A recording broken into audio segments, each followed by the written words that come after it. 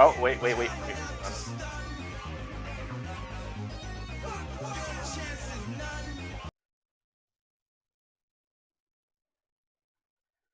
I did not mean to play the music just yet. Sorry. Yeah, but anyway, yeah. So for this stream, I'm gonna finish the remaining comic. See, it's almost done. Just needs to ink this panel and then do the flat, and then we're off. Basically, we can continue going back to KG. Sorry, fucking tongue twisters and raspy throat. We can go back to KG 5000's pixel art commission after this, and then the rest of the other commission afterwards as well.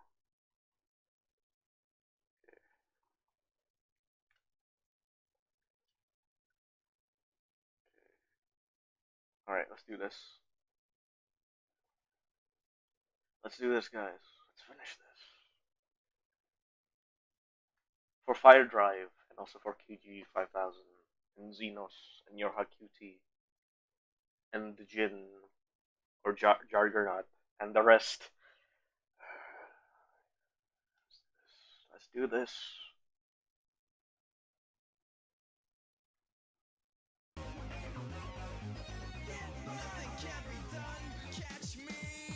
So far, my PC is doing good. The OBS doesn't have the error thing, you know. Like when I open it, it's like your GPU is doing crazy. The OBS cannot detect your GPU or whatever. And every time it does that, it's like I have to like restart my PC. Yeah, I think somewhere in the previous stream, I think it was the one before the one before testing, the one that has to tell testing a new gouge custom brush, the one where it's like near the end. I was talking to Mia. Ooh, yeah, I was like something about that. Wait, what was I talking about? Shit. Oh no! I'm having a brain fog again. No, it's so terrible.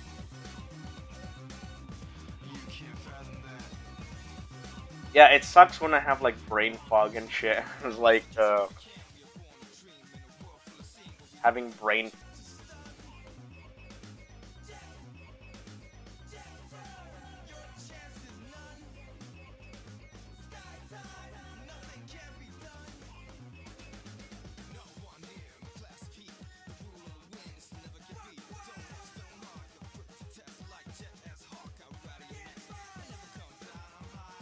Wait, what happened? Wait, did you guys see that?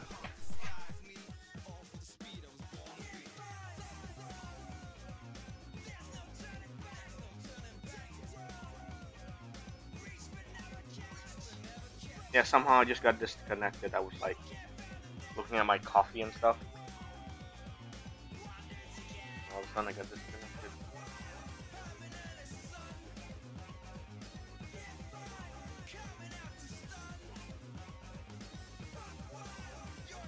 Sometimes YouTube does that.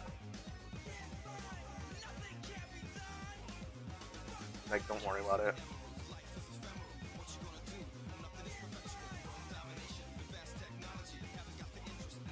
Just don't worry too much of it. Like, I had having trouble like with like YouTube. Sometimes it's like it's giving me like errors on like the chat, saying that I'm disconnected from the chat or whatever, and I don't really know how to resolve that. Besides, well, during stream, of course, like the only way I did was to like restart my PC. Yeah, sometimes like during stream, it's like fucking weird sometimes.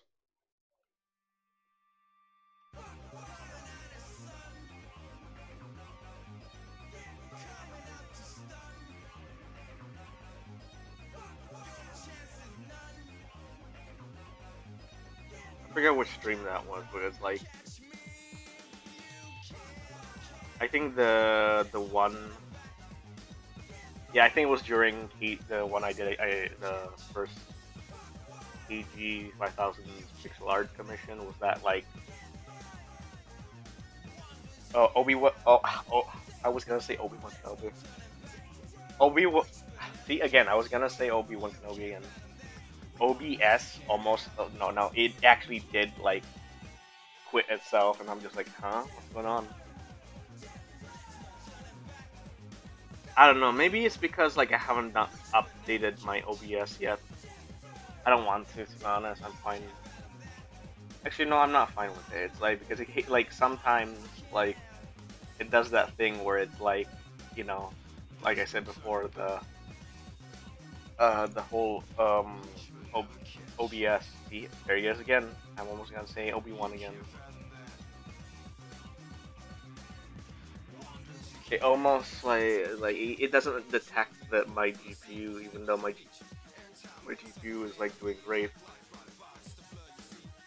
I already checked my GPU drivers. It doesn't need to be updated.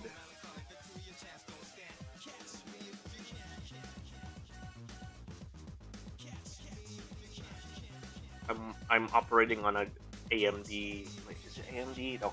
Yeah, AMD RX 580 or 570. I forgot.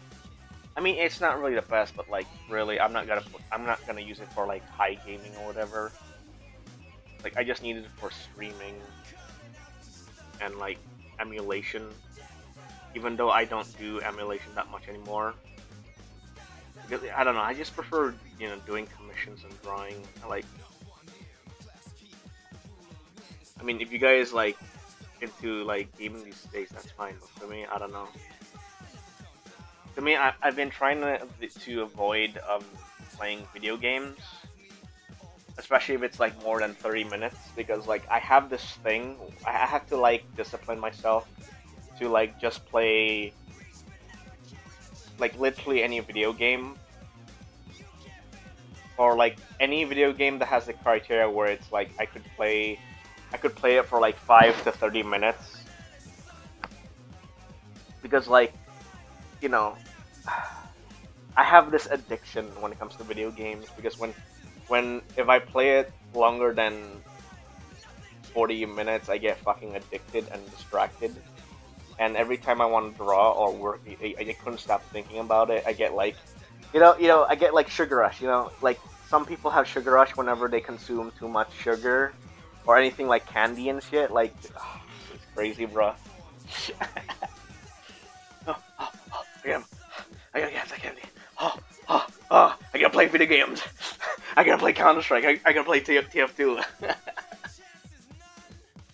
So yeah, like I try to avoid playing video games. That's why like I haven't had like a good time like trying to get a good time like schedule with like Stooge and the gang, or like whoever we usually play, because it's like, well, mostly because it's like, we're on different time zones. I think Stooge lives in America or somewhere. I don't know. I could be mistaken. And it's like, meanwhile, I live in somewhere in South Asia. I live in Indonesia. Yeah, like there are times where it's like, sometimes I told Stooge and the gang where it's like, okay, I don't think I can do this, guys. Or I say, I can maybe play for 5 minutes or 15 minutes. I don't know. And it's like, and then there's some times where I just say unannounced, because like, fucking, like, so I really had to like, get these drawings done. Also because I want to see how it looks at the end. That's why after this I want to immediately like, once this is done, once this remaining deadline is done, I can like stop this stream and do another stream where we can go back and continue with KG's commission, because I really do want to get that done, because there's like other people waiting for me, where it's like I have to get this done. Like I could have got that done in 2 days, but like there's so many shit going on. First it's the burning smoke, then the gas thing, and it's like, and then getting exhausted from like work and deadlines. like, and the thing is, whenever I tried those, I wasn't on caffeine or anything. I was on like those sweet stuff that you guys know what Justice is, like those powdered sweetener fruit stuff. Yeah, I was like, I don't know. I just don't feel like doing. Wait, I don't know why I didn't do coffee during that time period.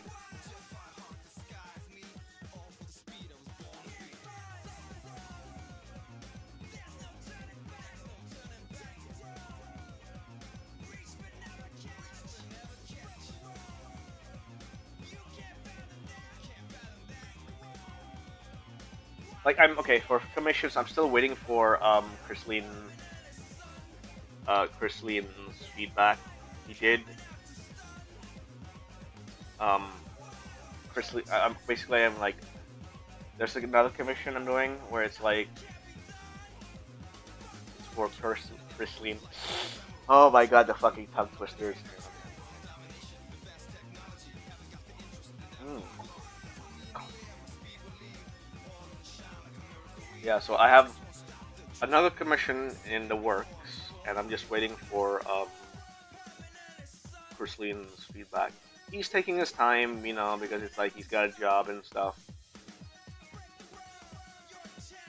It's like another, it's a Mobian Sonic OC commission with involving two characters.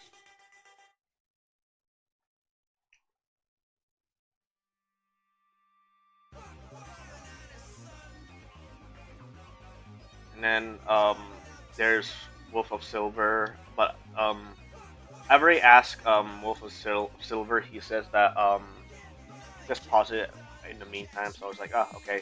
It's gonna be like a comic. It's gonna be like a big comic project with his OCs and um with like well established characters from IPs like gargoyles or SWAT cats. So basically, it's like OC and um official characters with like you know some fan pairings. I guess I don't know. I don't know how to say it. It's like how do I say it? Like when people in the Sonic fandom where it's like they make their fan characters and then sometimes they pair it up with the official characters like Shadow or like um, Vanilla or Tails or Vector or Espio or whoever. Yeah, it's kind of like that, but there's gonna be like, but this is like a comic.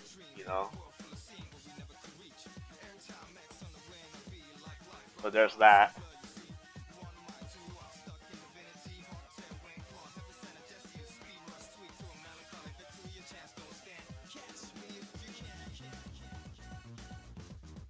Oh god, I'm so bored of this song.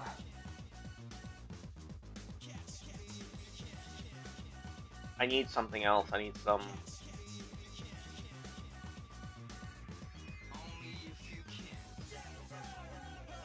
Oh, excuse me. Right back, guys. Hang on.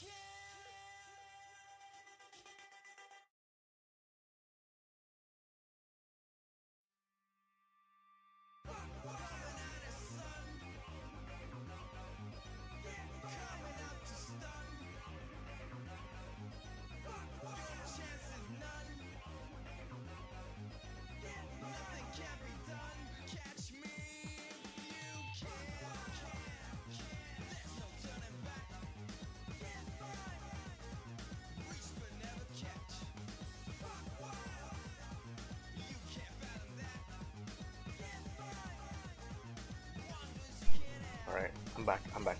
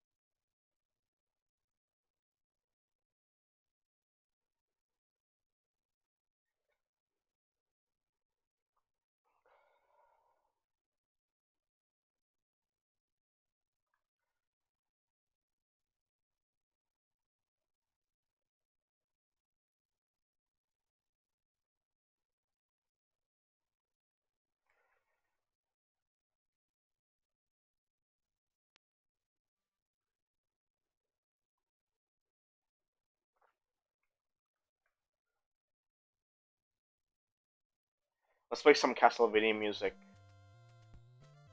Play some Castlevania music.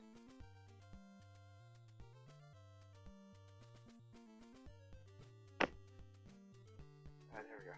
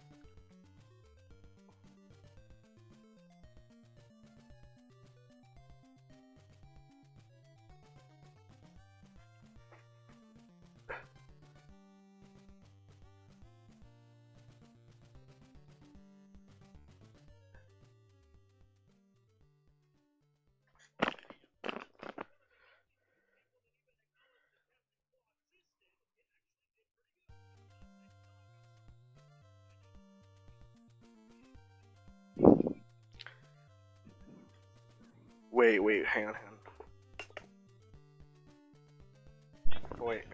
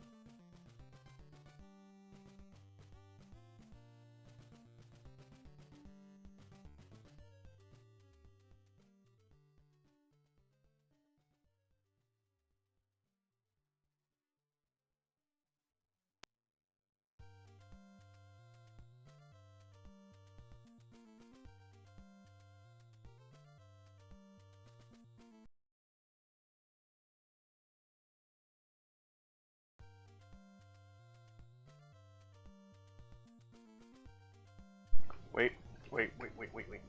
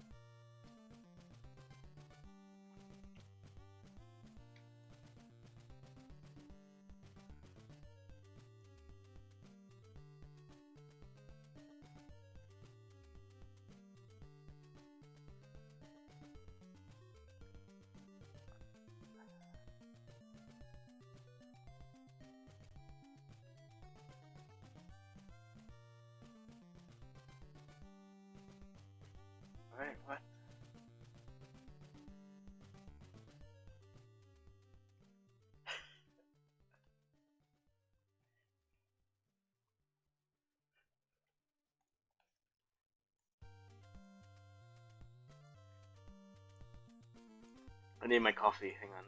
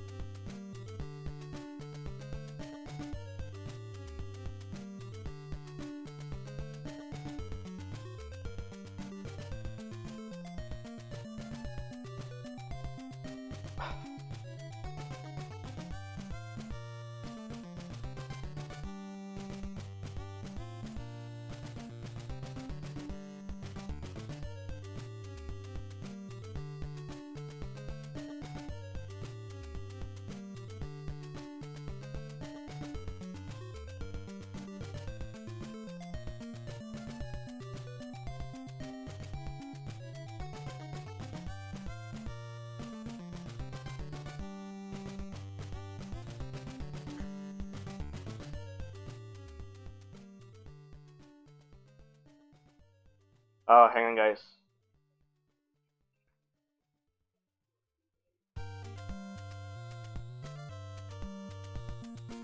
What the fuck was that about? What the fuck was that all about?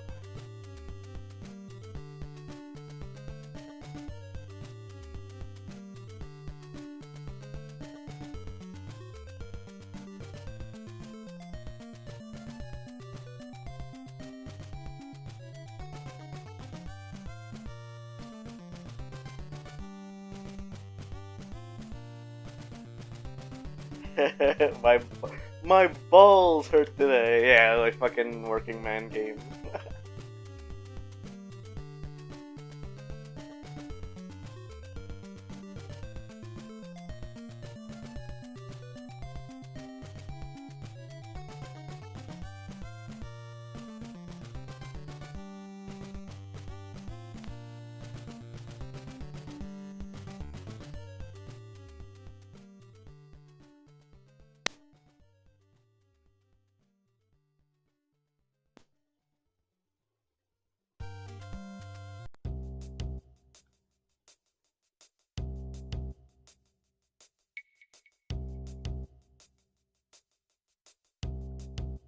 Hang on, bear back, guys. Bear back, bear back.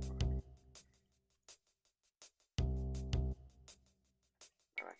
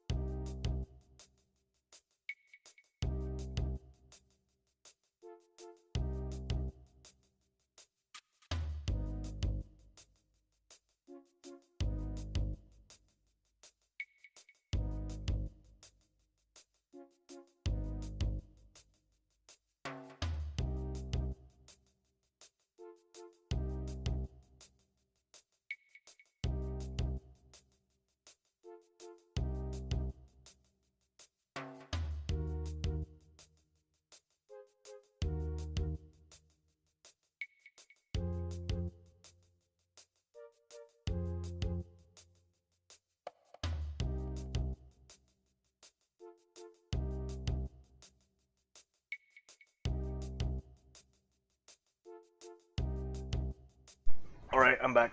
Fuck.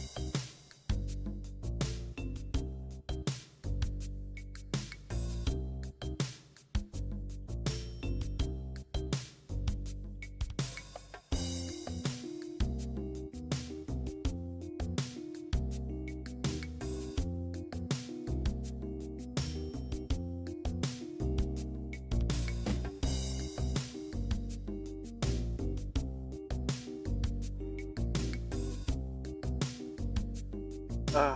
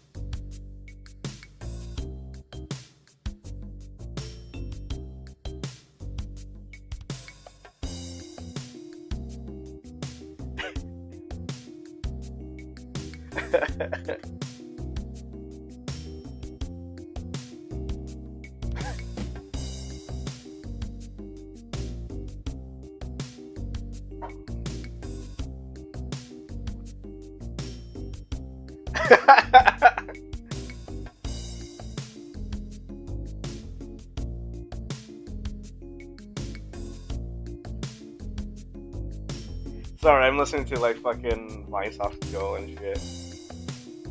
For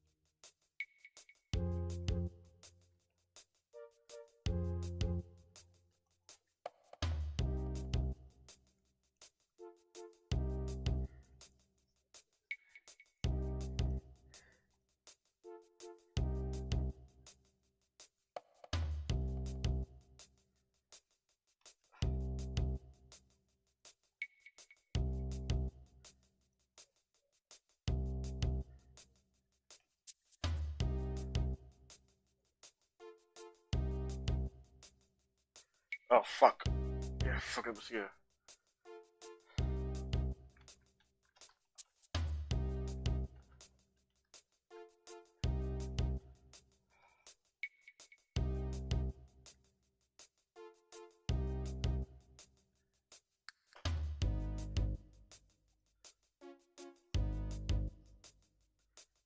Okay.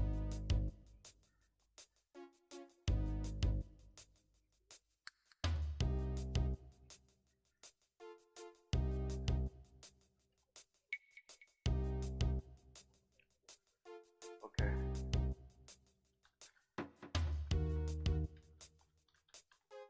Good morning.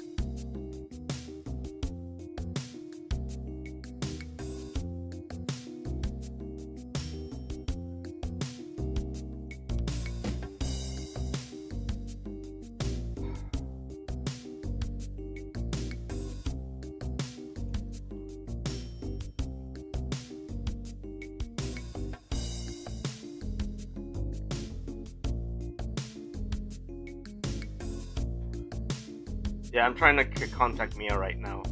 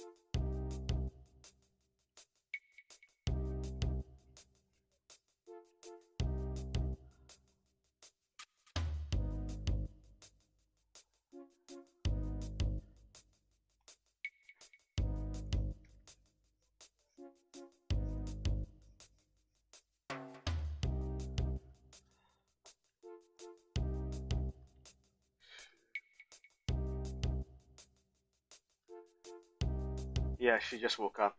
Mia just woke up.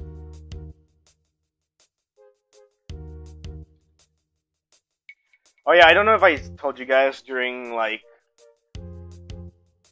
the previous stream or the very beginning of this one. Like fucking, I made a Twitter status. Like I made a Twitter post about this. What is it like?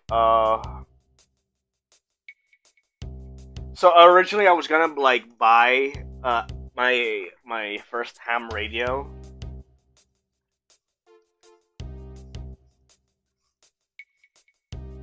But it wasn't until I found out that like fucking like I had to get a license for like to use the frequency, the frequency. Sorry, tongue twisters again. Fuck. I'd like. I mean, I could still use it without the frequency, but all I had to do is just fucking listen, which is like boring and shit. Like the reason why I want like a ham radio, and keep in mind, I'm buying. I was originally gonna buy the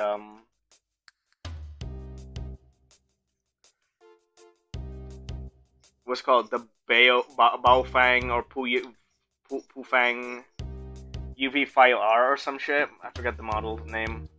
Yeah, it's the UV5R. You know, the basic stuff for like survival and emergency. But then I found out that the only way I could get license for that is if I go to like ComDigi or ComDigi. Well, it doesn't really matter. They're both the same. People call them ComDigi because it's like less syllables and it's quicker to say it.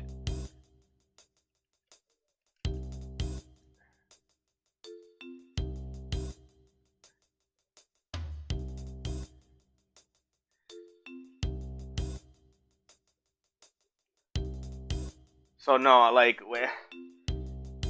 for those who don't know, it's like ComDigi is like that controversial like company that like censors people. Like they do a lot of censorship when this whole like thing happened in 2019 or whatever, I forgot. And it's like, and they also do like a lot of online gambling and then implementing shitty online stuff. And recently I found it, yeah, I think me and Mia were talking about this. Mia said that like what's it called? Here, I need my coffee. Like Mia said that ComDigi wants to censor the entire internet. It's the same with like the UK and Australia, where it's like, you know, the whole, you know, ID thing because of the kids being online. It's like, I hate this, bro. That's why I got confused. Where it's like, wait, then how the hell is like the conventions gonna? I'm not sure if VPN's gonna work though, because I have this like disgusting feeling that they might ban VPNs as well. God, I fucking hate what it's becoming. if I'm gonna be honest with you guys.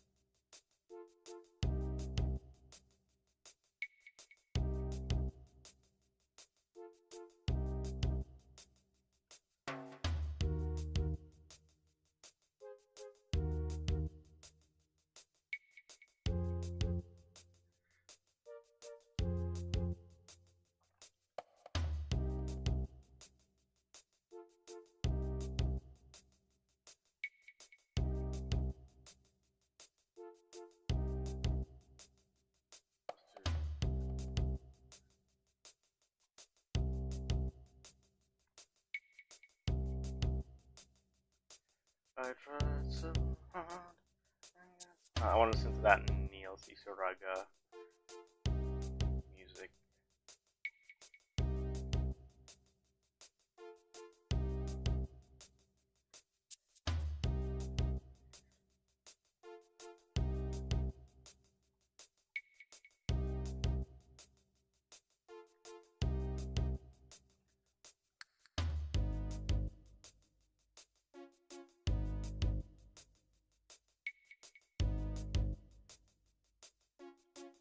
Okay, yeah.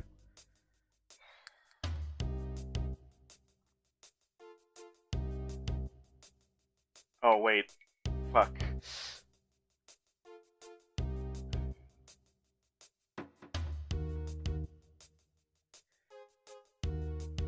Oh no. Uh oh, this is bad. Oh no.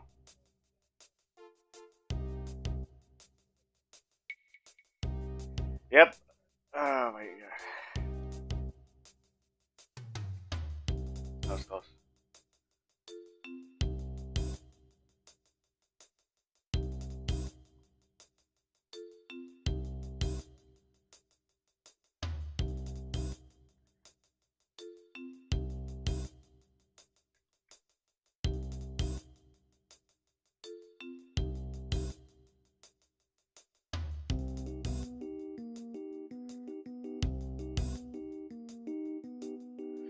Uh.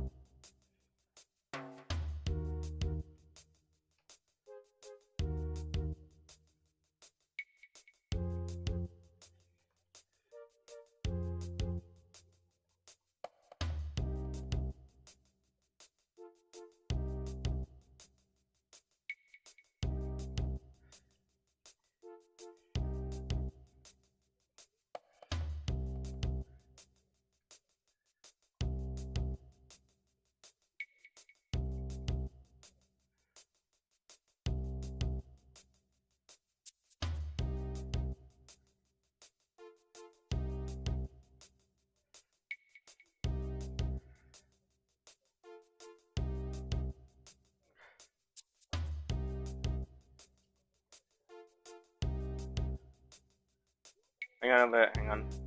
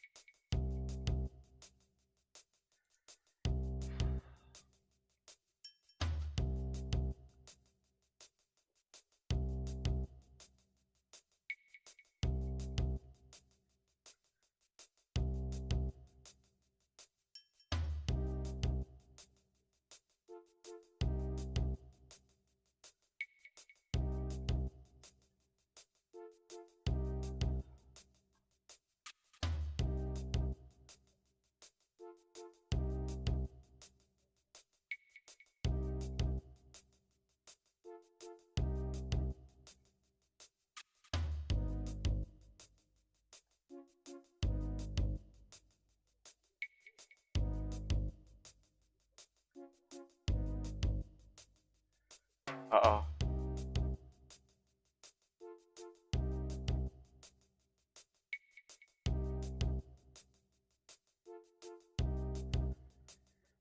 Oh no.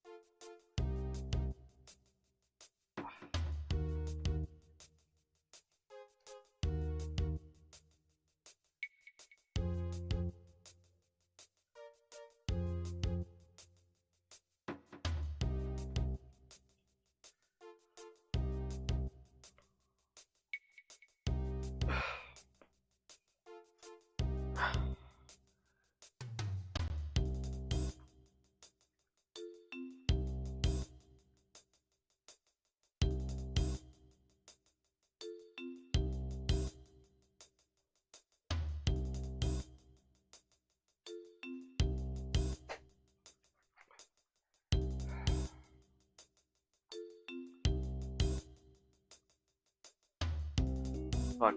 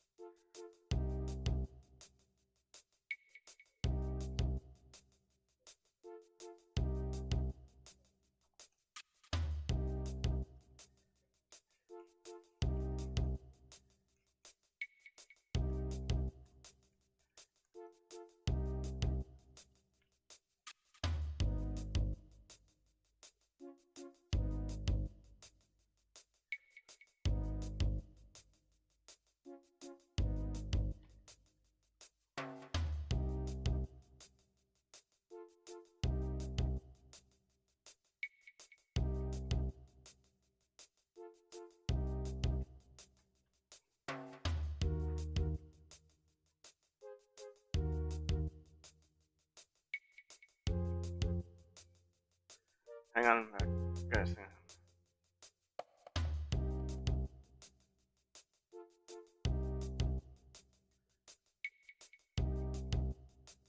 on. Right back, guys.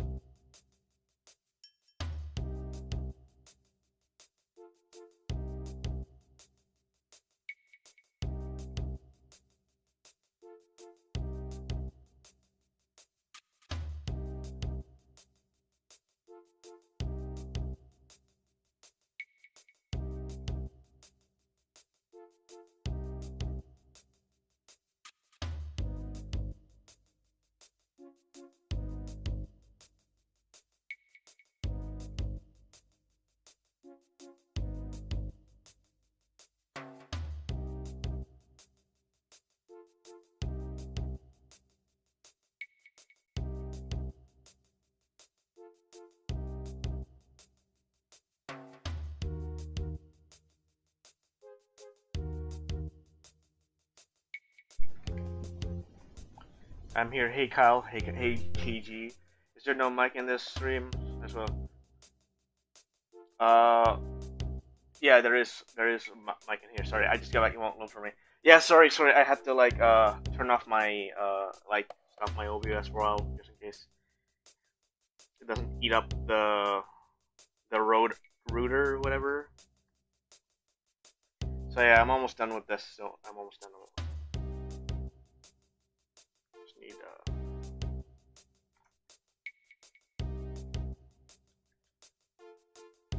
get this flat colors and then done.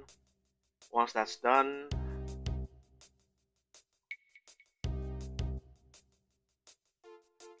you can do your commission. KG, are you listening?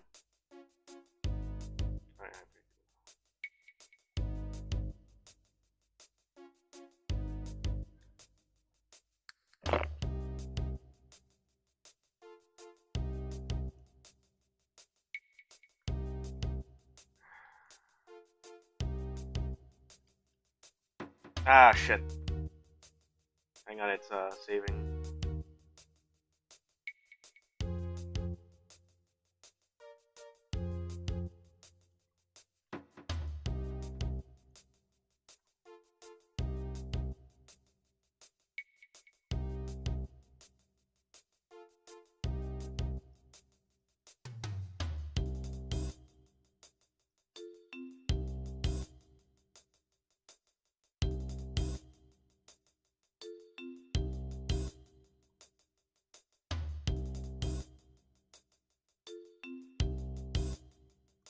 One.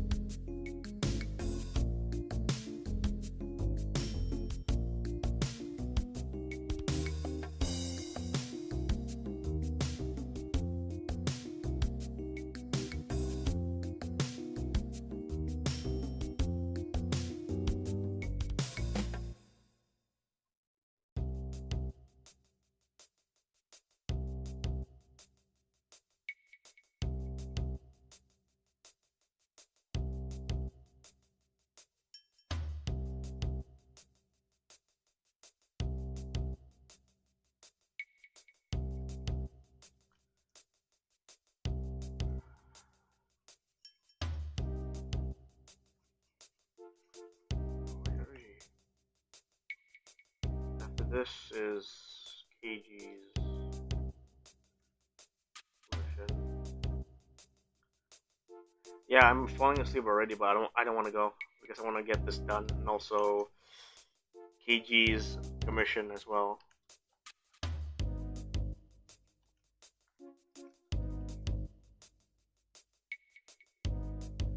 I mean, I got plenty of caffeine, if I'm gonna be honest.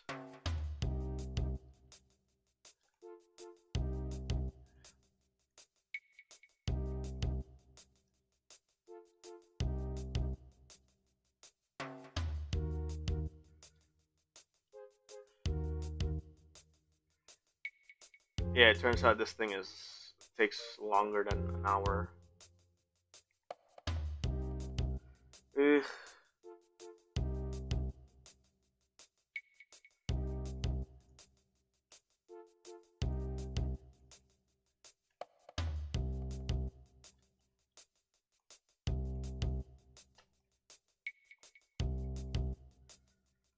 I'll get there. I'll get there. I'll get there.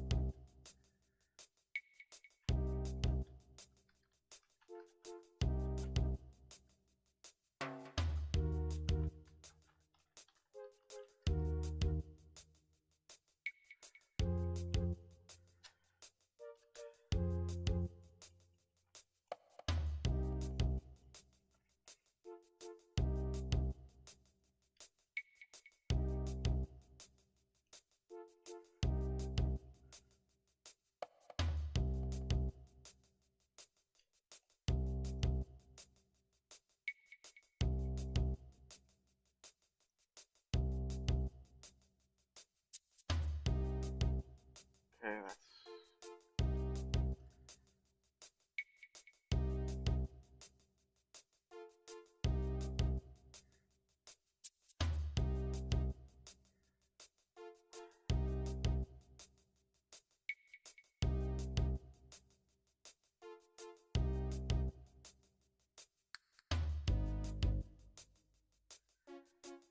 Okay.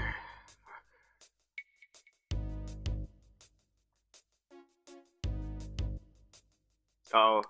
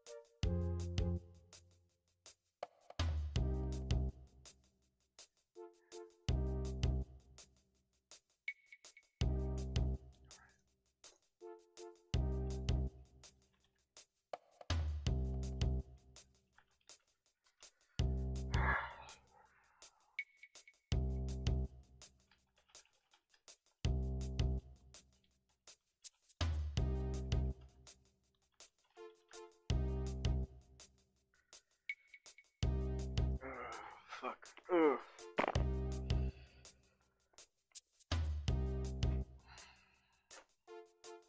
I seriously don't like how this looks right now. It looks so weird, especially with this.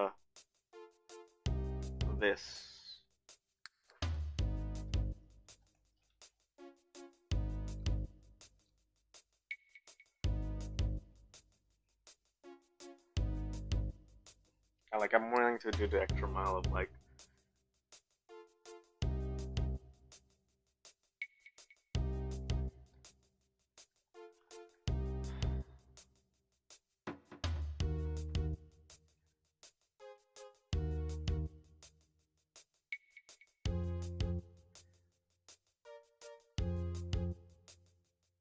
Oh my god, typos.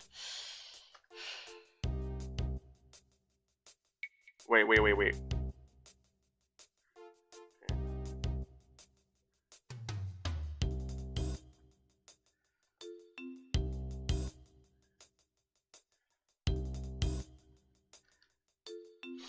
Oof.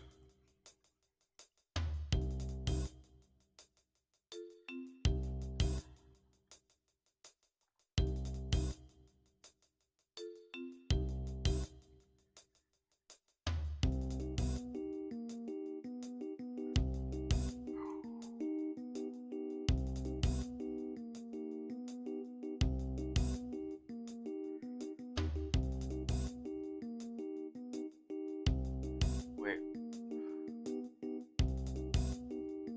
Yeah, no, I really need better color palettes.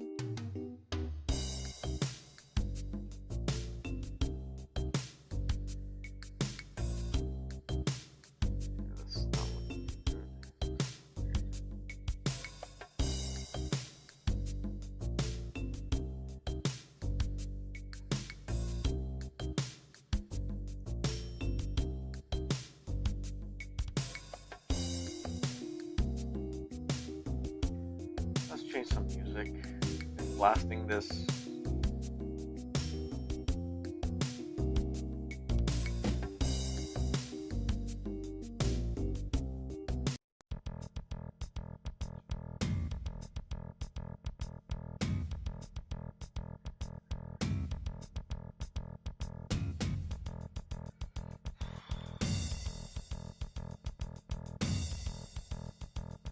And I might have to get like extra caffeine after this.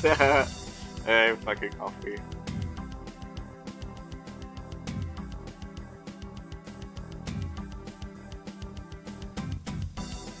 Just to keep awake. No sweets though, just caffeine. I could stay caffeinated.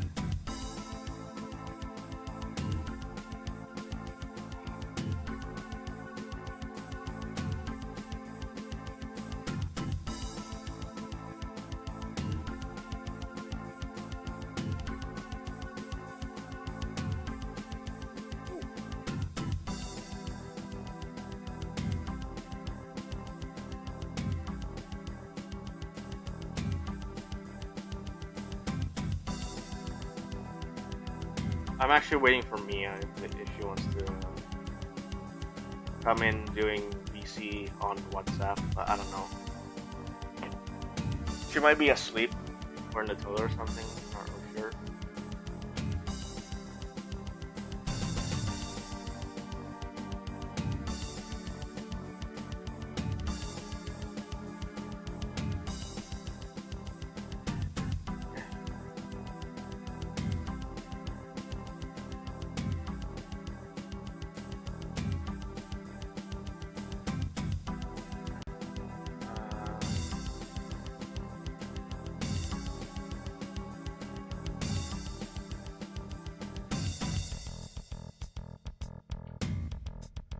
Okay, hang on. My PC's slowing down again.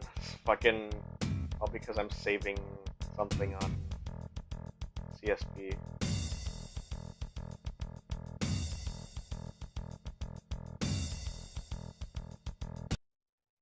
What the fuck was that? Did you guys hear any like ticking noise? Hang on.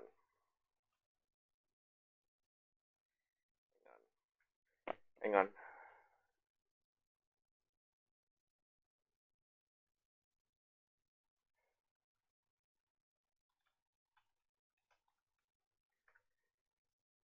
Working Man Games or Stuart K. Riley.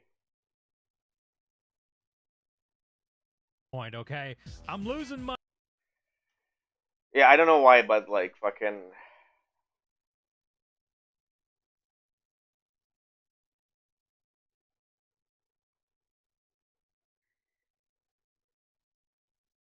Uh-oh, where is it?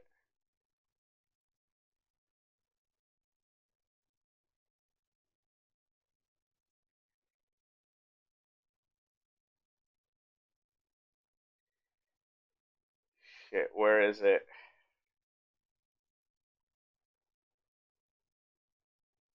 Look, I don't care at this point, okay? I'm losing money left and right. My antipsychotics ain't. Okay, this is bullshit. Fucking. Hang on, guys. Hang on. Hang on.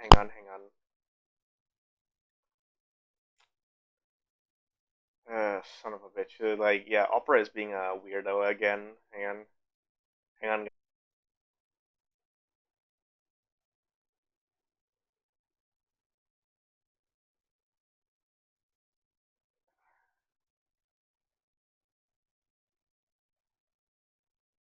Look, I don't care at this point, okay? Okay. I'm losing money left and right. My antipsychotics ain't working today. A dog just turned over my trash can, and nobody's buying my Dixie NFT. Come on, you've got $250,000 in your back pocket. Give me! So needless to say, I don't feel like reviewing. I wonder if anyone remembers I don't care classic about. So today, Riley. you're gonna sit there, you're gonna watch this video, and I'm gonna review games from a series that I actually give a shit about. This video's for me. Not you. If it gets 0 views, it gets 0 views. I need this. I need games about what most people consider the worst Disney afternoon cartoon, but to me was my childhood. Bonkers. So what the hell is Bonkers? Well, it's complicated. But basically, Bonkers was a show that was supposed to be a show about Roger Rabbit, but after a whole bunch of copyright bullshit that never got figured out, the creators said fuck it and made their own show with a similar idea to Roger Rabbit, and that cartoons and humans lived together. Bonkers started out as a set of shorts on a show called Raw Tunage and then became its own show. Bonkers himself is a bobcat voiced by Jim Cummings, who is a police officer that takes care of crime and cases pertaining to cartoons. There's 2 different seasons of Bonkers where he has a different partner, Lucky Pickell or Miranda Wright. The reason for that is its own story, but basically Bonkers is a cop toons call when they need help. Now, I was gonna go into this big thing about how much I love this show and how I think it still holds up today, but then I realized I haven't watched it since I was a kid, so I watched it again, and holy shit, I got a severe migraine after only 2 minutes. Dear God, was it always that annoying? It's like way too fast-paced with a bunch of screaming and ranting random toon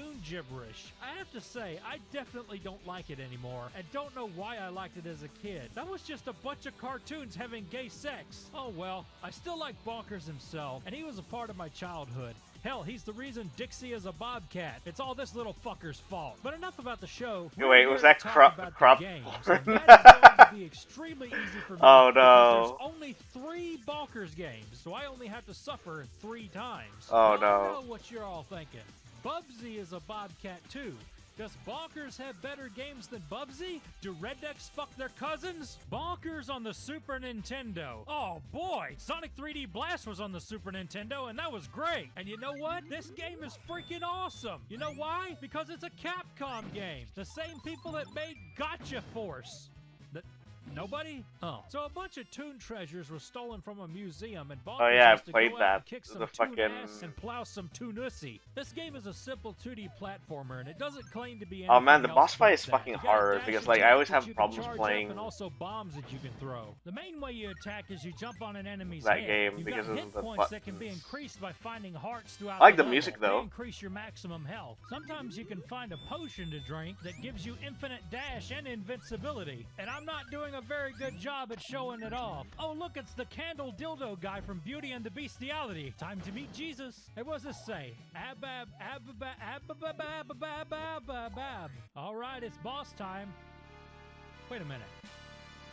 I know this fucking music. This is that music that was on that Pokemon bootleg. What? In fact, this game has a lot of the same sound effects. The bootleggers ripped off Bonkers. I can't believe that. Anyway, this boss is a ghost and he takes over items in the room. One of them has a spike on its head, so you'll have to dash to hit it. Then he turns into his normal body and throws something at you, and it's really hard to dodge, and you have a very small window of time that you can jump on his head, and it's near impossible to do, and I ended up dying. Luckily, when you come back, your bombs are full, so now I can just hurl bombs at him, and now the boss is extremely easy. You want it? If you have no bombs, you're just fucked. The controls feel really nice in this Okay, game. I get it, Sure, Stuart. it's a Like you're Capcom game. into YouTube controls poops nice and stuff. tight, like some good pussy, and I'm a cunning linguist. The levels all exhibit a perfect balance of fairness and challenge, though a bit on the easy side, except for one level which I'll discuss later. But what makes me happy is what this game does not do. It does not have up to jump, it doesn't have one life and no continues, and there's no annoying character popping up every 5 seconds telling you how to play the game, unlike some of Capcom's other games. But there's also no guy punching a boulder, so -1 point for that. There are some cheap deaths now and then, though. Oh, that's just dirty. I like Bonkers' walk cycle. He looks like the happiest little shit in the world. Look at this shit they pulled here. They put a 1-up and a bomb down here for you to collect, but they put a cactus at the end so you'd get hurt. That's like giving a kid an apple and putting a razor blade in it, which I tend to do. Next boss, and it's a couple of bird guys. Oh, well, I guess I'll get fucked then. That conveyor belt's the real boss of this level. So the idea is you have to knock one of them off the conveyor belt, and then you gotta knock the other one off the spotlights and then off the conveyor belt. But the whole time he's throwing bombs and banana peels at you. This boss isn't too hard. The worst part about it is waiting for your dash to charge back up, so you can hit the button and knock the spotlights down. Not too hard at all, can be done fairly easily. I wonder where those bottomless pits go in games. Are the enemies just forever falling in limbo? Dude, this is a totally deep hole.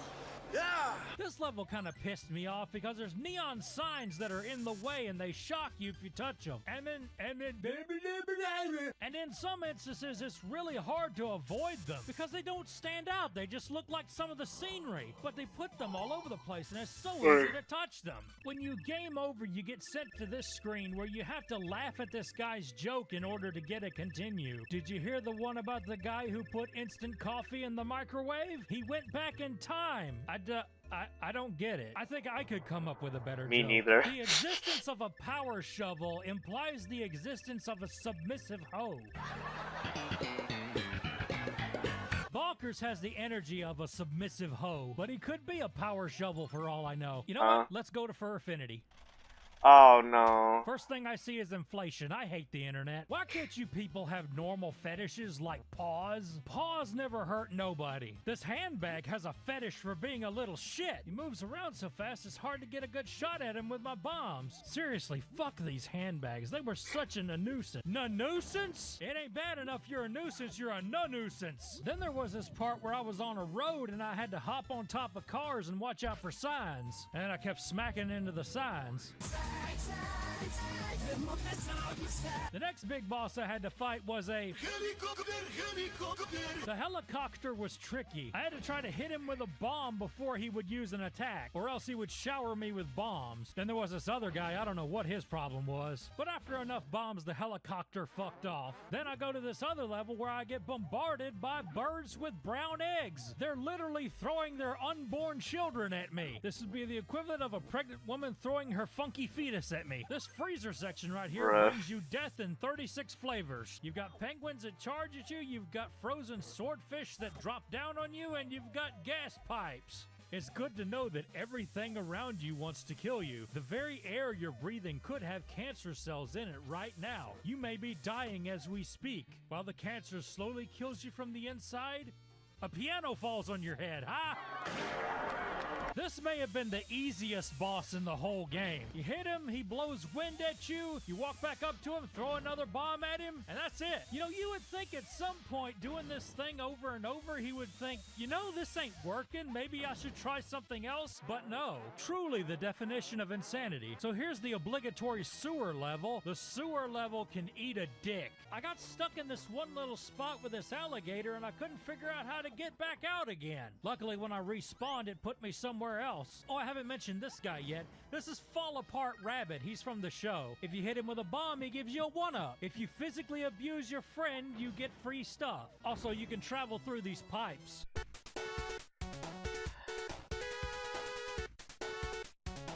This part sucks. The current is moving you around. You have to jump over to the other side, but the current is making your jump slower. And sometimes you'll jump so slow you can't make it over to the other side. This whole damn level just pissed me off something fierce. Shit, I wish I was doing something fun right now, like listening to Crocus. Don't get me wrong, I like this game, but this is the weakest level in the game, and I can't stand it. But what I hate the most is these damn switches that you have to dash on. So these switches open a door, but only for a short period, so you have to haul ass to get over there to the door, and it gives you just barely enough time to make it. There's current in this water, and I have to dash and jump up to hit the switch, but half the time I try it, it doesn't work. Like, what the hell? Why won't it let me hit the switch? I don't know what the hell I'm doing wrong, but every time I try to dash on this switch, it doesn't work. And then finally, just somehow it just magically works. I still don't know what the hell was up with that, but it just adds to the whole thing of this is the only level that gave me any real trouble. And then this shit. There's shit falling from the ceiling, the floor is crumbling, there's enemies trying to kill you. It's altogether not a Merry Brady Christmas. So this time I try to be careful. I dash across here, I stop for a moment, let the things fall down, then I dash again, and oh no! I bump into one enemy and another kills me. I ran out all my lives twice trying to do this shit. Oops. What a horrible level this is in such a perfectly good game. Now I gotta hear more of his shitty jokes. What's the last thing that goes through a bug's mind when it hits the windshield? His hind legs. Man, you're about as funny as a funeral. After those jokes, I could watch Hachiko and laugh my ass off. And after you get past that, you need to get past these dudes on these little buckets that look like those little things from Mega Man, probably on purpose. Then you fight this guy who seems just like a Robotnik boss fight. You have to throw bombs at him and then jump on that red thing on top of the robot. Do that a few times and you got him. Now the game makes you think that this guy is the final boss, but it turns out he's not. You've got one more stage and one more boss to do. This stage has got a bunch of springy things that throw you around like a fucking frisbee, but you can use them to your advantage to speed run through the stage. Just look how far it throws me, man. That needs to be a mode of transportation. Something just slingshoots you to where you want to go. The good news is this stage is really short and you get to the final boss really quick. With this boss, he holds his hands up and you gotta get to the side where he's not holding his hand up so you can throw a bomb in his face. But through all that, you gotta dodge lightning, lasers, the debris he throws when you hit him, and the enemies that keep spawning. It's a long, grueling fight to keep stuff from flying in your face. But it can be done, and it probably can be done quite easily. You defeat him, he gives back the treasures, but he says he's going to stop time forever. But Bonkers keeps him from doing that by saying thank you for giving back the treasures. And he changes his mind, and thus Bonkers saves the fucking world. And with that, that is the end of Bonkers for the Super Nintendo. It's a great game, solid 3 out of 5. Check that shit out, man. But we are not done yet because there are 2 more Bonkers games. Now there's a lot less to say about these, so we can cut these out pretty quick. Bonkers on the Sega Genesis was developed by Sega themselves and is altogether a different game. This game is actually a collection of 4 different mini games. The first one's got you throwing donuts at enemies to make sure they don't get close to the treasures in front of you. You just move left and right, throw all the donuts until you kill all the enemies. Each minigame has 10 stages, and somewhere in the middle of all that, you get to do a bonus stage. Pretend I didn't do that. After the 10th stage, you get a little animation of you capturing the boss. You don't actually fight the boss? That's kind of shit. That's like a Mario game where you don't fight Bowser. Or a Metal Gear game that doesn't leave you sexually confused. The second stage is something shooting shit at you and you gotta build a wall to cover it up. That's right. We're gonna build a massive wall all around Hollywood and keep that junk out of our country. You get the fuck out of here, you fucking Hollywood sons of bitches. Well, it's obvious I suck at impressions. Anyway, you I can't do my fucking Henry from Thomas the Tank impression. Engine. That's I'm the end fucking of tired. that. Okay, let's try this. Yeah, my lips are fucking dry. Like not die. I'm so good at games! There's really no challenge to this at all. You just build a wall. They should have give you like a time limit or something to make it more challenging. Someone should call Bob the Builder. It's different from the donut throwing level, and it's over just as soon as it began. Why don't you build a wall around some bitches? The third one has you putting together pieces of fall apart rabbits so he can defuse a bomb. You have to bash these crates to find the pieces. Now some of the crates will jump to tell you that there's a piece in it. But this game has a difficulty setting, so I wonder if this game doesn't do that in the harder difficulties. There's also rats. Oh no, not rats. And there's also Jack in the Boxes that try to kill you. Guys, is it Jack in the Boxes or is it Jacks in the Box? Or would Jacks in the Box imply that there's several Jacks inside one box? Or maybe it's both. It's Jacks in the Boxes. That's gonna keep me up tonight. The last one is this spy hunter. More like Dick in the Box. Shit where you have to try to oh, my mind is so fucking dirty. I'm sorry, guys. This cartoon gum that sticks them to the road, but some of them you I need some humor for me to wake me up. Then after you crash all the cars, you have to fight this tow truck at the end. And once you defeat him, the stage is over. I'd say this was the most fun out of all the mini games, but that's not saying much. It's like doing your taxes is more fun than going to jail, but there is something oddly satisfying about smacking into the other cars. Honestly, makes me want to play Burnout. I'm burnout on this game. But you know the good news? This is the last stage. There's no fifth stage. There's no final boss. Once you beat all the mini games, you won the game. And that's bonkers on the Sega Genesis. It's over as soon as it began. It's not bad. It's just not as good as the Super Nintendo one. And it's really lacking in content. Last game, Bonkers Wax Up on the Sega Game Gear. This will be the first time we've played a Game Gear game on this channel. So you run around this level collecting pickles, I assume? And you have to find all of them to go to the next stage. I'm sure this makes a whole lot more sense if I had the manual. But then again, Bonkers was always pretty nonsensical. I would have more to say about this game if there was more to say about this game. It's kind of boring, honestly. You run around collecting pickles. There's a radar on the pause menu that tells you where they are. Don't get hit by the enemies. That's it. I mean, I'll give it a little bit of slack. It's a Game Gear game, so I shouldn't expect very much out of it. And, you know, personally, I have pretty high standards when it comes to video games. Says the man that likes Biomutant. This gave me a good chuckle, though. Oh my goodness, this is awful! And that is the Bonkers games. They only ever made 3. I hope you didn't mind me just indulging in something that I cared about. If you did, don't worry, I got some better stuff lined up. Well, if you liked what you saw, you ought to consider being a patron. For $5 a month, you get to see the videos before anybody else does. You get your name on the board and you get a Discord. You can also get your name on the board for just $1, and you'll have my absolute thanks if you do. Well, that's it. This is Working Man Games. I'm Stuart K. Riley. Y'all have a good day. Oh man, it's over? Fuck. Shit. What song was that? What was that, TMNT?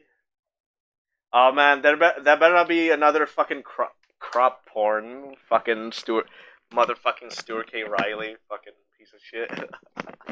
I'm kidding. I'm kidding. Let's see.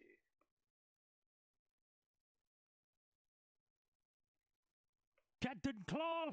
Now, today we're looking at another obscure game that probably not many of you know about. The game is Claw, or Captain Paizuri, or Jazz Jackrabbit with a sword. Wait, where did that come from? Monolith, the same people who made this, and unfortunately this. After finishing making the masterpiece that is Blood, the Monolith CEO decided they wanted to make a game that was a little bit more kid-friendly. What, you're saying this isn't kid-friendly? Here, let me get a kid. Here, hey, kid, well, come here. Watch this. Okay, I watch the game now. Mommy, why the men spill red Kool-Aid? Where did all this come from? Why has democracy failed us? You asked too many questions, Jimmy. Jimmy's asleep now. Goddamn. Was actually released That's so fucking brutal, dude. That's like Taco Man levels of brutal. Anyone remember Taco Man? A pirate who is going after the 9 MacGuffins in order to make him the most powerful pirate in Pirateville. This story is told to us by some really good-looking cutscenes. Clear the debris! Clear the debris! Reload cannons and give him another round from our broadside!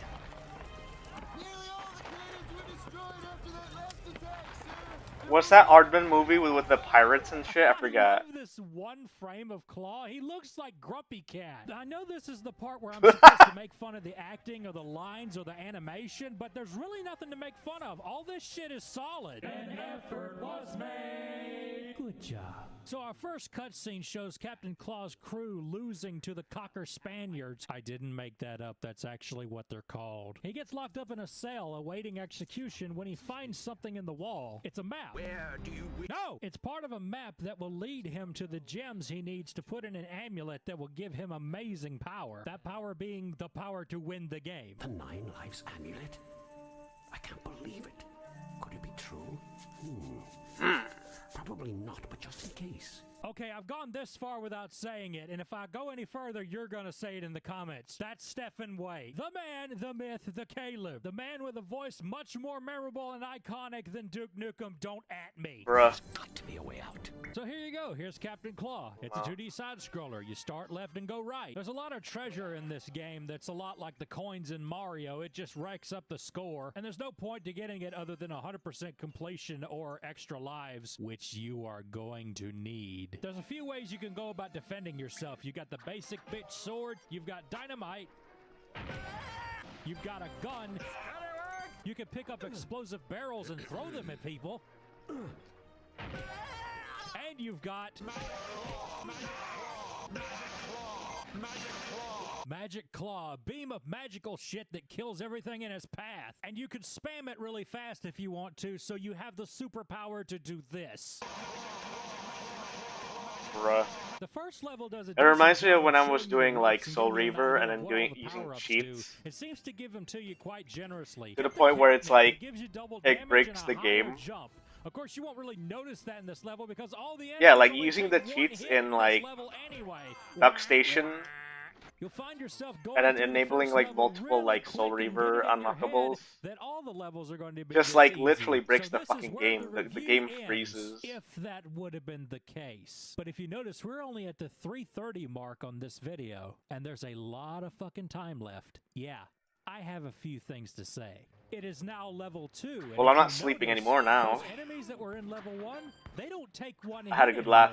The gun guys are a little bit smarter than they used to be. Now they can crouch and shoot, and they shoot a little faster. But as long as you have bullets for your gun, they're kind of a pushover. But you will run out of ammo, and once you do, these guys become a serious threat. You have to start timing your movements to get as close as you can to them, it's one of those fucking games. To do because I don't know if I'm blind or what, but I cannot see the projectiles half the time. That is a major problem. The worst is when it's projectiles coming out of he the sounds like walls. Linkara. Sometimes I just have too much going on at one time to be paying attention to when those projectiles come out, and I'll get hit every time. That's like going to the gay bar just so you can use the restroom, but there's like 9 fucking glory holes. One of them sumbitches is gonna hit you. Bruh. It was 3 a.m. I was on the interstate. Nothing else was open. Oh, I haven't even started about the platforms yet. Ooh, let me tell you about them platforms. Almost every level in the game has these disappearing platforms that reappear only for a microfraction of a zeptosecond. Google it. What's that? That's not bullshit enough? Well, how about platforms that immediately begin to crumble and are gone faster than Bill Clinton when he finds out the condom broke? Kids, always remember, put your ship in a bottle and wrap up your Long John Silver. This will take perfect timing. And now we got platforms that have spikes on them. I mean, I know what they want me to do, and I'm doing it. But what the hell you want me to do right here, sumbitch? This is what needs perfect timing right here. I got to where I started jumping on the edges of the platforms. I've done used up all my what a thrill jokes. How about the fact he's going down? Look at this shit when I go up this ladder. That sounds so possessed. Like, what the fuck? And all of them throw projectiles. Can you believe that? This is basically what just happened. Lamau. Sum up this entire game. But it's not just the death trap that pisses me off. It's the journey to it every time. It's got that There's a checkpoint right at that death trap. But if you run out of lives and game over, you can't start at that checkpoint again. But you can't Zelda start at CDI sound effects. Checkpoints, and then there's checkpoints that are save points as well. The sword clanking so get back to that death trap to try to fight noise. it again. I gotta go down this damn ladder, go up another ladder, get past the spikes, get past more spikes. spikes, then get to the death trap, then get my ass kicked. Wait, what the fuck am I doing? I have dynamite.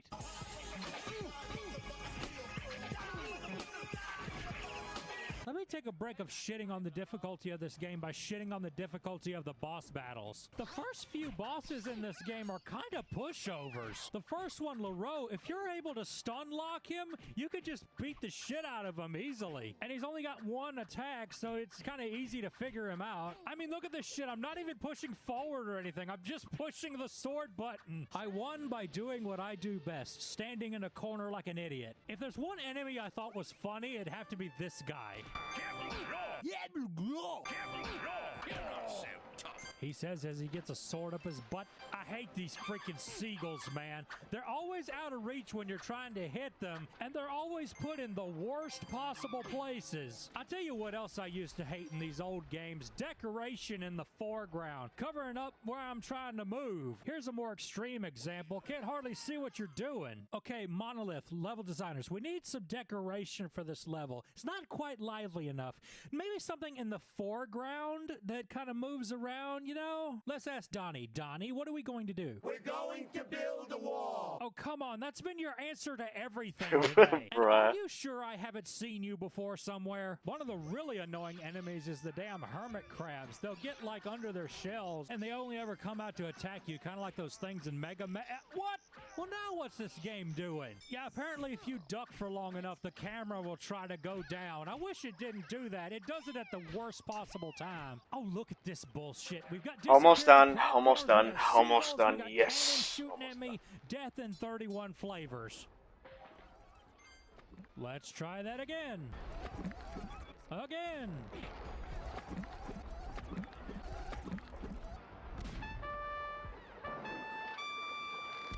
Okay, now let's try it with 99 magic claws.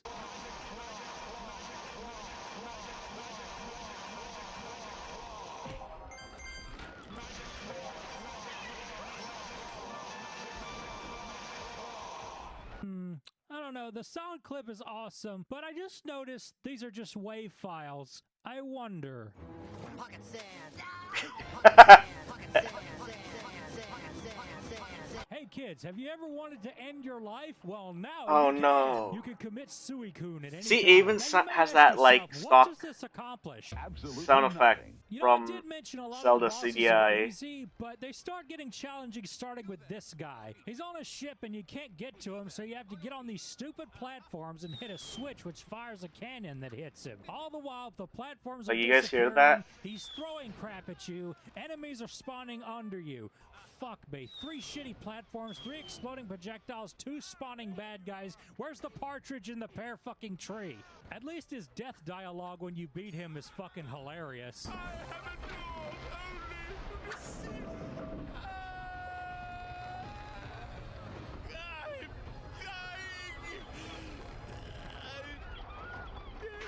For a split second, I thought his heart came out, climbing out of his body and flying away like a bat out of hell. Now, I spent a little bit of time getting to know the Claw community. There is one. There's an old website that's still up called the Claw Recluse, which is the biggest fan site for Captain Claw. They even have a download for the game that works in Windows 10. Anyway, their Discord community that knows this game in and out, they pretty much made it their bitch, informed me that there's a secret way to kill this boss. There's a cheat that allows you to jump twice as high, and if you do so, you can jump on the ship with the boss. If you do it right, you can not only pick him up and throw him off the ship, but you can also throw him off the side of the pier, and you instantly win. The reason they gave me for this is hilarious. I quote, "He has no legs, so he can't swim, so he just drowns." Now that's funny.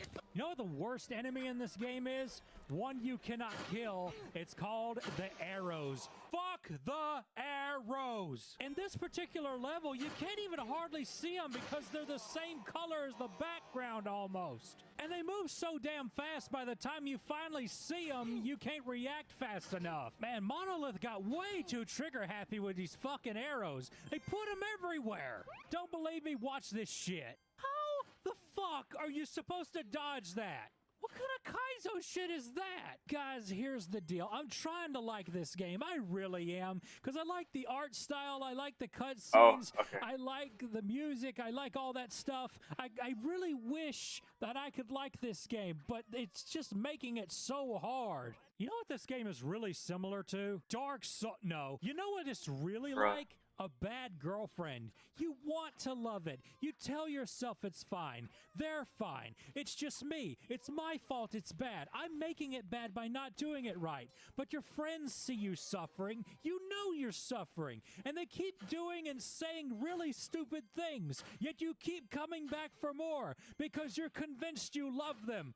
But they make it oh so hard to love. This game is a bad girlfriend. The kind that would turn a man gay for life. How's that for a review? This game turns people gay. And in the words of Billy Mays, I'm not done yet. The last couple of levels in the game is where it reams your ass with an iron fist and then shakes your mama's hand with it. Welcome to hell, thy name is Claw. In this level, they go way overboard with the disappearing platforms. In this one area, if you fall off the platforms, instead of instantly giving you the sweet embrace of death, it puts you in a pond with fish that drain the fuck out of your health.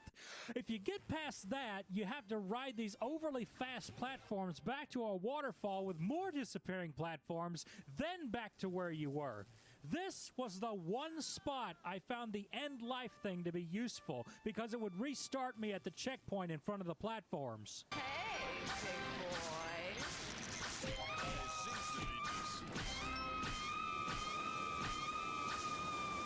That felt good. Oh, God, this motherfucker. I hate just watching this footage. Where do I begin? Okay, first off, he has a wind attack and there's spikes on the wall. He throws knives at you and he shoots you. The only way you can defeat him is with your sword. None of your items work. The game has coded him in such a way that you can only hit him twice and then he's invincible for a minute. So you have to hit him twice, run away from him, hit him twice, run away from him. It's a cycle. But the real butt breaker about this is he hurts you if he touches you. And if he's under or over you, he will intentionally jump towards your direction so he'll touch you. His patterns seem to be completely random, so I don't really know of any real method to kill him. The only way I even killed him in the game was he got stuck on this cycle where he was jumping up and jumping down, and I would hit him as he came back up. I looked at the footage. It took me half an hour to beat this damn boss. And you want to know the worst part? He's not the hardest boss in the game. This is difficulty incarnate. This level is harder than Chris Chan in a women's locker room. And he's sniffing the underwear. Bruh. Yeah, I changed that sound effect too. You want to know the weird thing though? It's not the boss. Wait, is that himself from that's hard, that Cowboy it's the level and the Amiga game? conditions of how to beat him. Are you sitting down for this? Okay. Here's how this shit went down. Okay, so the final boss, his name is Omar. He has a shield around him with a small opening. There's 3 swords on the level. Oh yeah, I've just realized I never mentioned the swords. There's 3 elemental swords in the game, and they all do basically the same thing as Magic Claw, except you only get them for a limited time. Well, anyway, his shield is fire, so that means you need to get the Frost Sword. How do you get the Frost Sword? By Kaizoing your way through disappearing platforms. How many times have I said disappearing platforms in this review? When this video is over, there's gonna be a disappearing game on my hard drive. Ugh! Anyway, you hit him with the Frost Sword, then his shield turns to ice, so you need the Fire Sword. You go through another pit of 100 types of horse shit and get that one and die. And die. And fucking die. Oh yeah, hang on. You want to know the best part? You want to know the absolute wonderful thing about this? It doesn't keep your progress each time you die. You have to go back and do all this shit again every single chicken fucking time. So you hit him with the ice, you hit him with the fire, now what? Oh, but the shit show ain't over yet. Now you have to jump over pools of lava that shoot it up at you in the middle while he's throwing big projectiles at you. And while that's going on, your cat is meowing at your door and your dog is barking at something outside. Your dad is texting you every 5 seconds wanting you to look at this epic boomer meme he found on the Facebook. And your Discord notifications are going crazy because everyone wants to know if you're okay because you posted some really concerning vents on Twitter. And the mailman is knocking on your door scaring the shit out of you, and your phone is ringing because you're late on a payment on a car that you don't even own, and your anxiety is going off because your friend just used the word your instead of Y-O-U-R-E. What the fuck is wrong with people? Do they not teach anything in school anymore? Bruh, what was his problem?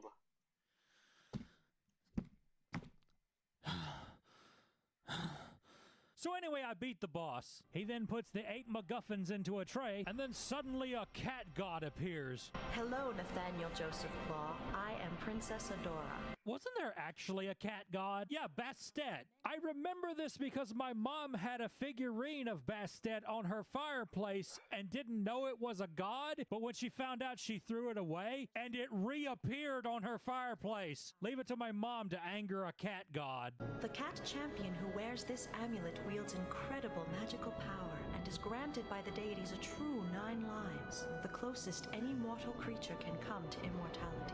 9 lives? Let me tell you something. I blew through 900 lives trying to beat this damn game. And I hate to break it to you, Claw, but when you play Bubsy, you start with 9 lives. I'm dead serious. You know, at least I could say Claw has a life bar. Bubsy is 1-hit death and fall damage. Fuck that. Ah, there it is.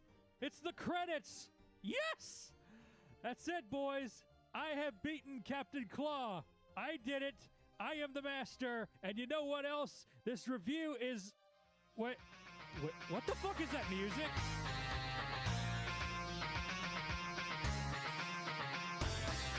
Hold on just a minute. A lying scoundrel ye be! And you're full of shit, too. I don't know what you're talking about. You didn't really beat Omar, did you? Yes, I did. You know, lies make Pirate Jesus cry. I did. I beat him. I won fair and square. I only used 5 cheats. All right, you scurvy coyote. Where's your proof?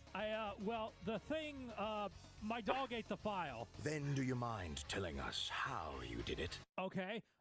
Well, you see, as it turns out, there's not 3 elemental swords, there's 4. The 4th one is the, magnet sword. Magnet sword? Yeah, magnet sword. You see, Omar has a pacemaker, and when I used the magnet sword, it shut it off. He had a heart attack, and I won. Okay, so maybe I used a level skip code, so what? Look at Ow! The pain! The unbearable pain! Pirate Jesus. Okay, maybe it's not the end. Now, the video would end here if I only talked about the base game and how much I suck at it. I mean, let's be real. Half the problem is I suck. I know this because there are people oh so much more godly than I that can play this game and speed run without losing a life. That's gamer pussy I will never get. That said, this review would do an injustice to Claw if I didn't mention what the community has done to this game. For one, they've made a playable turnkey version that you can play in Windows 10, so now you don't need to patch it more than an easy set pool murdered by a horde of cats. Also, they've designed a map editor based on the program that Monolith used to create the levels on Claw. That's right, custom levels. But this game is somewhat obscure. How many custom levels could there son of a toe-sucking bitch? When you download the patched version of this game, you get a folder that has over 500 freaking custom levels you can play if you so wish to do so. Dating from 1997 all the way up to 2020, and they're still making them. The people that love this game really love it, and I have to appreciate that. Now, you may wonder, was there ever a follow-up to this game? Sequel of any kind? Well, kind of. You see, a Claw sequel was in development that was going to use the LiftTech engine, and at one point was going to be called Claw 3D, but it never went past a short LiftTech engine demo. The game itself was later sold to a company called Techland, which rebranded it as its own game called Nikita. Hello. Nikita, the Mystery of the Hidden Treasure. Maybe I'll review that one day if I want to make another video I know damn well will get 0 views. I haven't already artist friend who draws furries that look exactly like this. I need to ask him if he worked on this game. And with that, I think I've had enough Claw to last me a lifetime. Now I'm off to see if Captain Claw has a tag on E621. He does. If you somehow found this hillbilly scallywag entertaining, you might want to subscribe. Now, if you'll excuse me, I gotta sail to Pirate Bay and get the Pirate Housewives Gone Wild torrent. It's rated R. I told you not to make that joke. Woo, boy, this episode almost did not happen. My project file started acting up, so I had to quickly render like half of the video to take some of the strain off my computer. But here it is, it's done and on time too. And I've already got another one I'm working Hang on, I'm job here recently, by the way, so I'm no exporting longer laid off from my job with no penny to my name. But only time will tell if it'll impede my progress in making these videos. So far it hasn't. Anyway, that Gianni, he's a hell of a voice actor, ain't he? Y'all liked him so much last time, I reckoned I'd get him again. Well, anyway, the video's over and it's time to shout out my patrons. So howdy, howdy, howdy to share.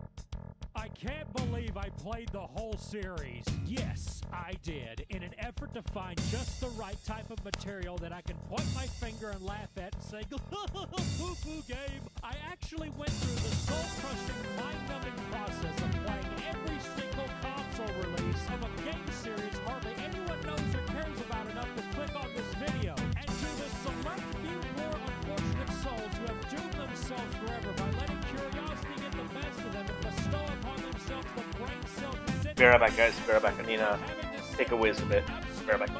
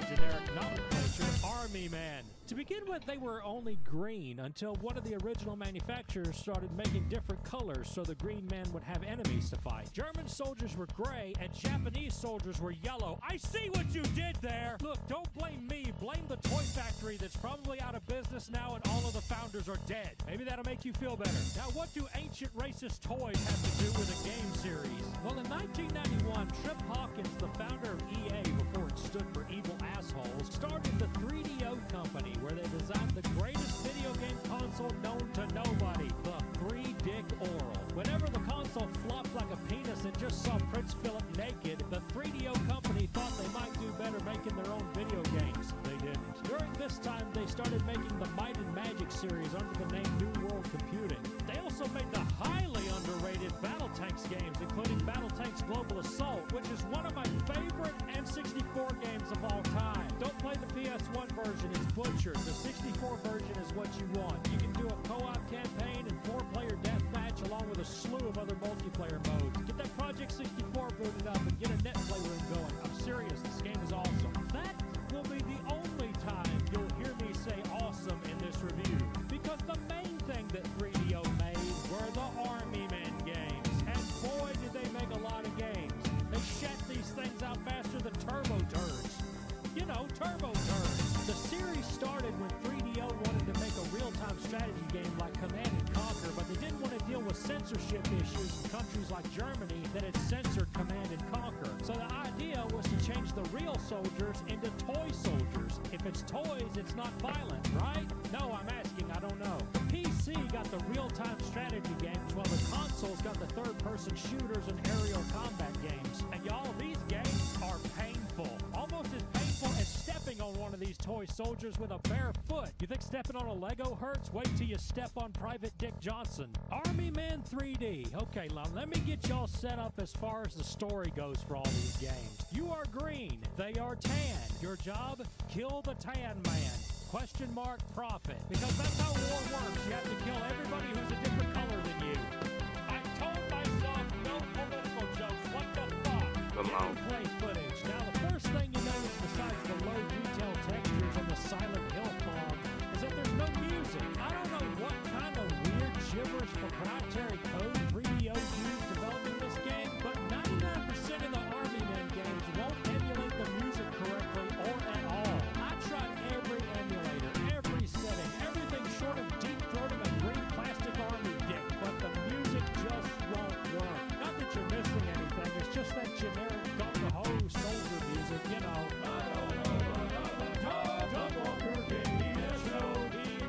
So we don't have to. You're gonna hear me complain about tank controls a lot in this video because damn near every single Army Men game has tank controls. There's probably a joke in there somewhere about the game being a military game and there's tanks in it, so you have tank controls, but it gives me brain diarrhea even thinking about it. There's also auto aim and literally no other kind of aim. It's weird. When an enemy is on screen, even a little, it'll auto aim, but only if you shoot at the very precise trajectory that you can only hit when the planets align around the third moon of Mars on a Sunday. And even though the enemies aren't hit scanners, they do auto aim pretty damn well compared to you, and they can see you from very far away. If they ain't so much as a gnat's fart-sized pixel on the screen, they're already shooting at you. Now you may ask, can I manually aim? You can have the illusion of manually aiming. You can't aim up or down, there's no crosshair, you can only turn left or right tank style. So basically all that's happened is the camera got up close. Did I mention you have unlimited ammo? Because you do. And your rifle is semi-automatic, so there's no reason for you not to spam the fire button continuously. Yeah, that sound won't get annoying at all. Speaking of gun sounds, the menus in this game use really loud, hilarious gun sounds when you highlight something. Driving vehicles in this game is hilarious. There's barely any room to drive them, and they all run like Sonic the Fun-Hog is on a conveyor belt acting as an engine. For real, they drive and turn so fast you can't hardly control them. Look at the tank. Have you ever seen a tank this fast? I don't even have a joke for this. It makes fun of itself just fine, tank you.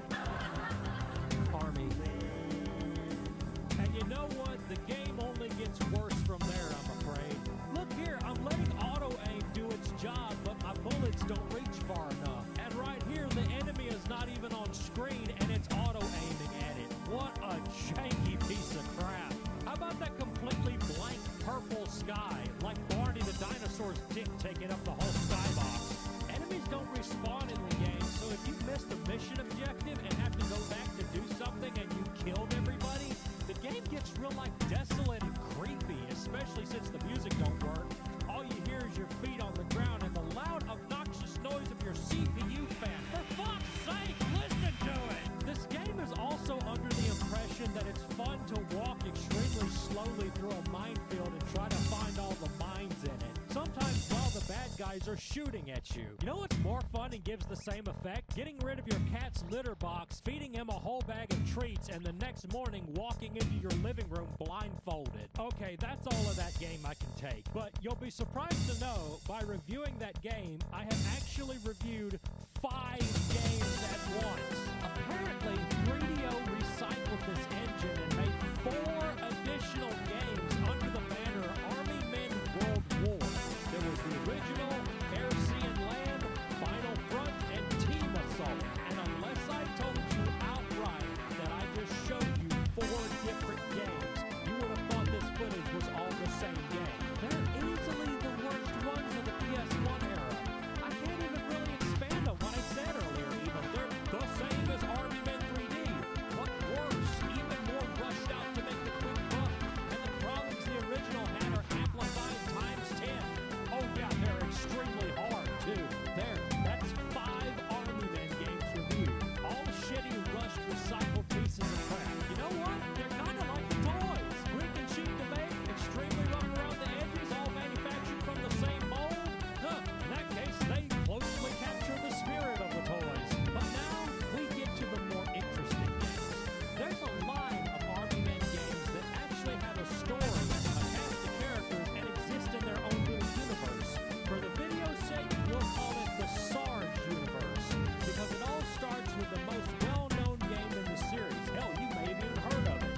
Sarge's Heroes. Man, 3DO used to advertise the hell out of this game. It was pretty clear this was the one they sunk all the time and effort into, like it was going to be the next big thing and Sarge was going to be a mascot. At the same time, they also released Air Attack, which also featured the Sarge's Heroes characters. In fact, this game came with a demo of it. You know what else this game came with? Jim Cummings. I do spell his middle name. The one who died. Okay, he doesn't say fuck. What do you expect? I used to make YouTube poops. So from the looks of it, this game uses the same engine once again as Army Men 3D, only this time with some slightly cartoonier graphics, and the auto-aim actually tells you when it's working or not.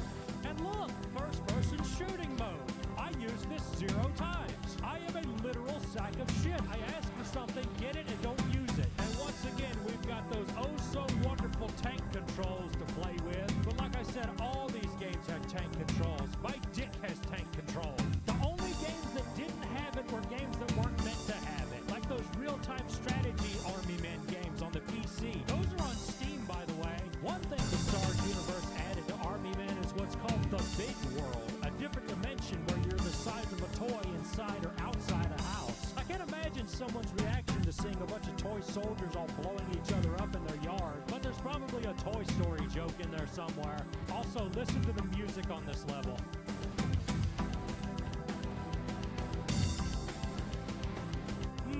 I wonder what that's supposed to be. Well, I got news for you. I had the Nintendo 64 version when I was a kid, and the music sounded like this.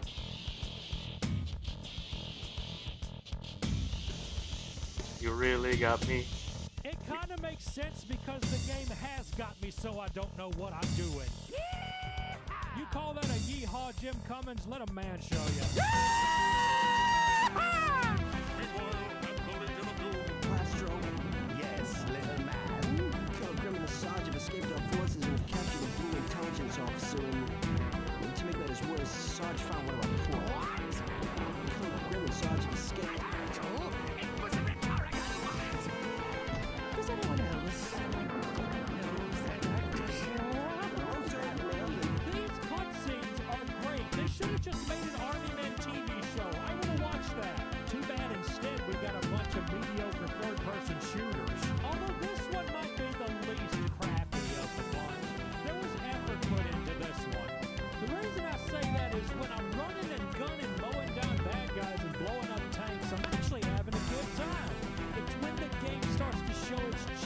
inside when I start to groan like a bitch and suddenly all the fun is sucked out of it. For example, there are no what's going on now? checkpoints in the game, or in the majority of these games.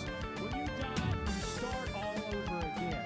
Second, using a grenade is aggravating as hell because you go into this grenade mode and the cursor goes back and forth showing you where it will land, and there's like a bit of input lag on the throw plus a slow animation for doing so. It's not even really worth it to use it. It's like cops. They serve a purpose, but it ain't worth using them. And the minefields. I already talked about them. I don't know why they think this is fun. You know those kids, those little bitty kids, you'll see them laughing, and they're just laughing their ass off about something. You don't know what they're laughing about, and there's nothing there that would be funny, and you ask them what they're laughing at, and they won't tell you? I don't know why I brought that up. That's just something that bothers me. Well, here I am stuck on this level, don't know where to go. Maybe I need to walk across this puddle of water. Sarge is allergic to water like I am to bullshit. Noted. As you progress through the game, you find the heroes of Sarge's heroes, and all of them are Jim Cummings. I slipped away when the 10 guards were wrestling with Thick. Those goons forced him through some weird energy field back at the camp. It was awful. You should have seen field. A portal. You gotta take me to it. But no. That's on the other side of the minefield. That's what I'm... Where's your spine, soldier? Be all you can be. You're a minesweeper. Start sweeping. I don't want to sweep anymore. No! I'm telling you, everyone is Jim Cummings. Guys, what if Nolan North was Jim Cummings this whole time? What if you're Jim Cummings? What if I am? What if I couldn't afford the $200 it costs to hire Jim Cummings on Cameo? I wasn't too sure if maybe you had forgotten about me. Okay, Ralph from Animaniacs. So now the character travels with you, and they're not very helpful either, even though they have a gun. Wait, what? What? Back that shit up just a second. He died from continuously touching an ant over and over. You know, that's how my uncle died. Wait a minute, what's this music? Is that what I think it is? Out here in the weeds, I stirred all the soldiers. I just got some shrapnel on my shoulder. Yeah. Buy my album, damn it. Well, now that my throat hurts, let's do Sarge's Heroes 2. But before that, you know how I mentioned the N64 version of Sarge's Heroes? Well, guess what? It's worse. It's exactly what you think. There's no cutscenes, but you also have absolutely no control over the camera. The camera decides where it wants to go. So, trying to get it turned around so you can see what's in front of you is nigh impossible. This game is literally unplayable on the N64. Anyway, Sarge's Heroes 2. Remember how I said the music doesn't work quite right in some of these 3DO games? Well, it does this.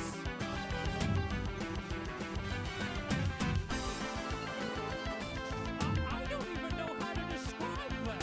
It sounds like somebody playing a song on a keyboard and trying to hurry the fuck up about it. You can tell it's almost a song, but there's a lot of wrong notes being hit. I have never seen this before in my life. That's pretty up there in the weirdest audio glitches I've ever seen. Now, Sarge's Heroes 2 actually had a release on the PS1 and the PS2. And guys, the PS2 game is freaking impossible. I couldn't get past the second fucking level for nothing. I wanted to play a good bit of it because I'm sure it's the superior port. But hot damn, it's extremely difficult. You die on only like a few hits. So you know what? We're gonna have to play the PS1 version. Because like the guy paralyzed from the neck down, I can't beat it. And boy, I'm somewhat glad I did play the PS1 version. Look at this. Ouch, they really phoned this shit in. This is the exact same spot you saw me at in the PS2 version. I've heard of brown games, but this one's orange. Guys, one, help me. You don't need any help. Ain't nobody shooting at you. What the fuck? Maybe you have to kill every guy in the level. Here, I'll kill this guy. What, is there another one? You mean this one guy who's way the fuck over here not hurting anything? Oh, yeah. Oh, fuck yourself. Oh, yeah. You already said that. Go munch on a green dick. I've heard green dick is better than blue dick. Oh shit, motherfucker.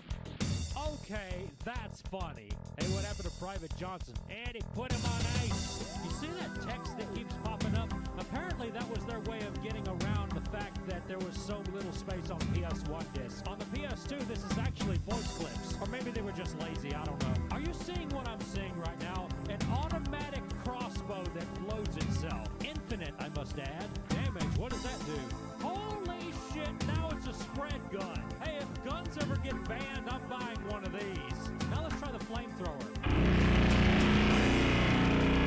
Let's not do the flamethrower. Seriously though, what the fuck? Why is it so loud? Bruh, like, I gave me... I think all my earwax is, like, all out because of that. One short sound effect playing a million times or something like that. There's more corruption in this game than Randy Pitchford and Todd Howard fucking on top of Duke Nukem's corpse while the ball guy fingers Randy's bumhole. There's not really much more to say about this one. It's just a jankier Sarge's Heroes, but they did add big robot toys as an enemy. In fact, they're a major plot device in the story. And again, the cutscenes are pretty fun to watch. I suggest y'all look them up on YouTube. Oh, hey, Battlefields reference. You know, this is getting to become a habit. Maybe if I just left you in there, you'd stay out here. What do you think? You can't leave me in here. Leslie wants to marry me. Still? I figured after a couple hours of your nagging, he'd Just get me out.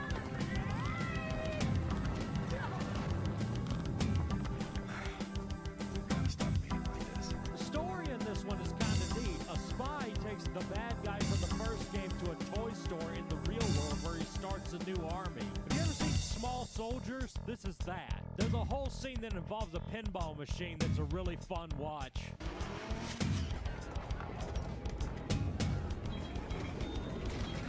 And then there's the final level where you're supposedly inside the pinball machine, or as close as they could get with a PS1 and limited time frame. Oh yeah, I didn't mention the strict time limit the development of these games were under. Trip Hawkins put forth a strict 6 to 9 month production timetable on all 3DO games, which means each game had to be finished in less than a year.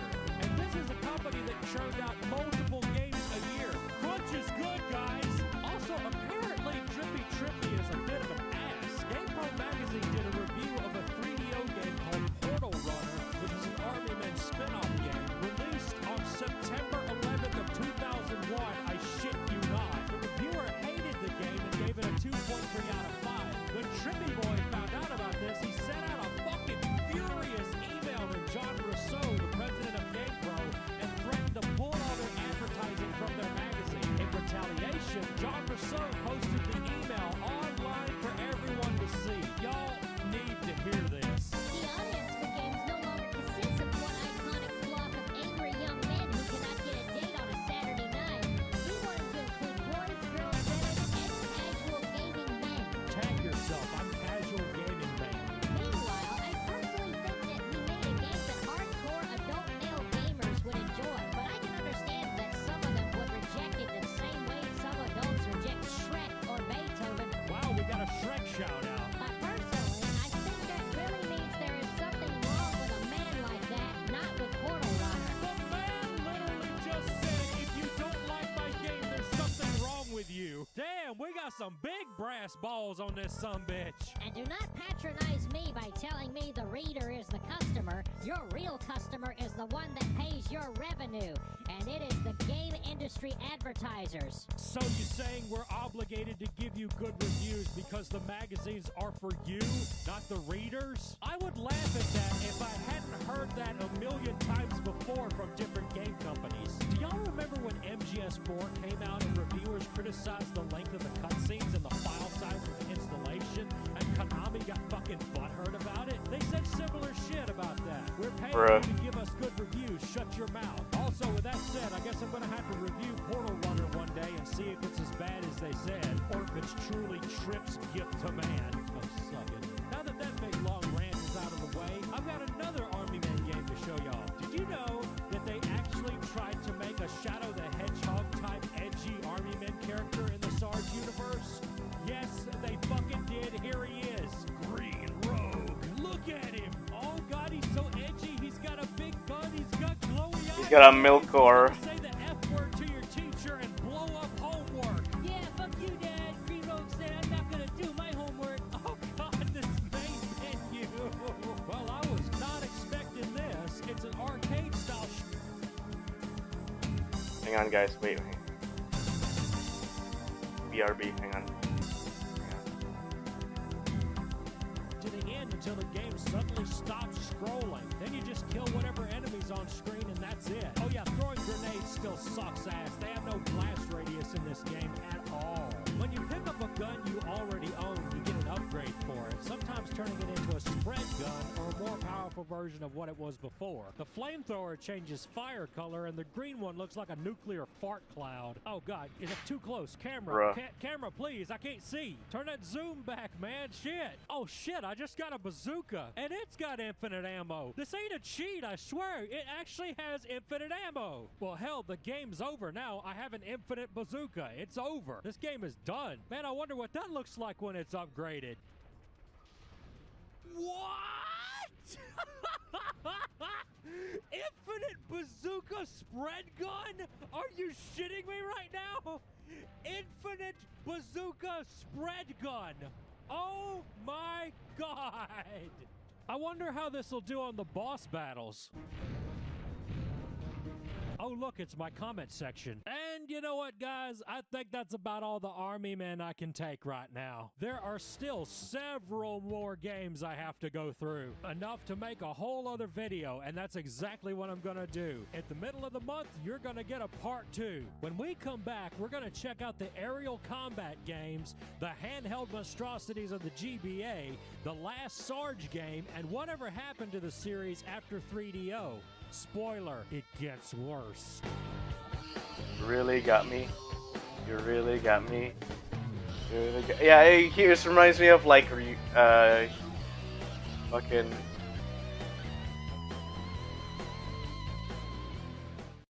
Okay, is there any more? Oh yes, Army Men Part 2. Fuck yeah. Give me. You really got me. You really got me. Last time we took a look at the pain-inducing game series that is Army Man, we discovered 3DO had a formula that they really liked, and for the most part, they stuck with it. And the times they didn't, whoo boy. But they did have their hand in a different cookie jar as well. Aerial Combat, in which they released a handful of games under the names Air Combat and Air Attack. These games focused on you piloting a few types of helicopters in order to accomplish missions. Stuff like fetch quests, pick up X amount of this item, base defense, and base opposite of defense. But I hear you ask, are they any good? Did you not watch part 1? Well, the first thing you'll notice is that the helicopter stays airborne by itself. You don't have to move it up and down. The D-pad moves forward and back and strafes left and right, and you turn using L1 and R1. I would have preferred turning using the right stick and moving with the left stick, but I guess they were compensating for if someone doesn't have a dual shock. You get a pass 3DO, but I just got started. One thing I noticed is that some larger things like the enemy bases and the spawn points take a ridiculous amount of hits. You'll use up all your secondary weapons just trying to destroy those. Oh yeah, the secondaries. You got missiles, you got guided missiles. The guided missiles kind of suck because they seem to do a little less damage and they're slow to fire. It makes me think of the homing missiles from Twisted Metal. Yeah, the homing is nice, but it barely makes a dent. You've got napalm. Yeah, how about a little napalm death? You suffer, but why, bitch? My favorite weapon is this thing you shoot that makes a couple of paratroopers with bombs strapped to them come down and commit Suzuki on the enemies. Dude, he just got ripped up by the blades. That is so metal. You have a crane you can use to pick up items and other stuff in the game. Like in one level, there's a bunch of ants that you can lead to the tan bases to fight the enemies by hauling a donut into their base for them to eat. Wow, this game thought of making ants your friend even before Half-Life 2 did. You can choose different pilots who apparently give buffs to certain secondaries. Like one of them makes the guided missiles shoot faster and now they don't suck as bad. And you can unlock better helicopters as you progress through the game. There's an escort mission you have to do where... Oh look, it's Timothy, the small locomotive that could. And Knuckles. That's all I really had to say about that, but I love how he just freaking disappears at the end. Guys, what if I told you I might actually like this game? Yeah, I actually enjoyed myself while playing this game. Not like that, shut up. The controls are solid, the gameplay's not that bad. Honestly, yeah. If I would have had this game as a gid? If I got this game as a kid, I ain't gonna love this game.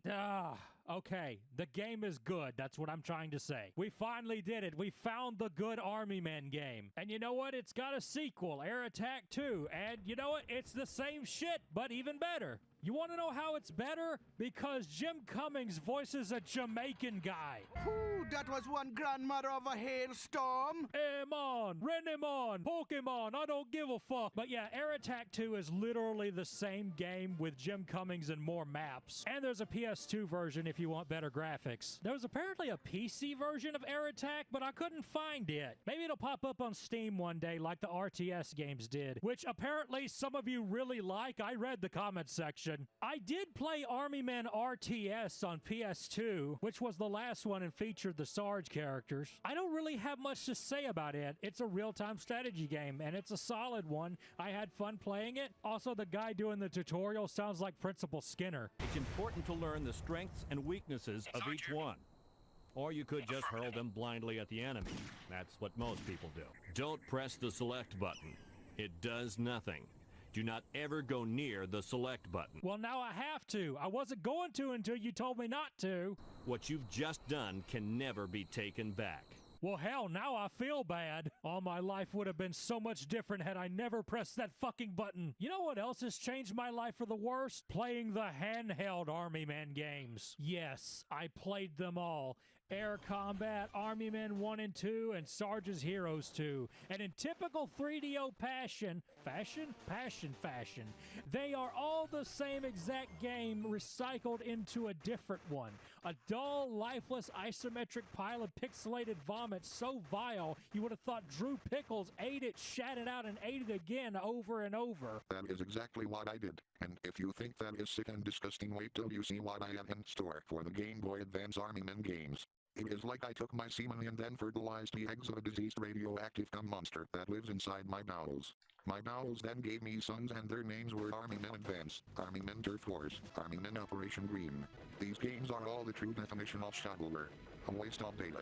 And their ROMs take up valuable space on the internet that could be used for more pictures of my 300-mile-long penis.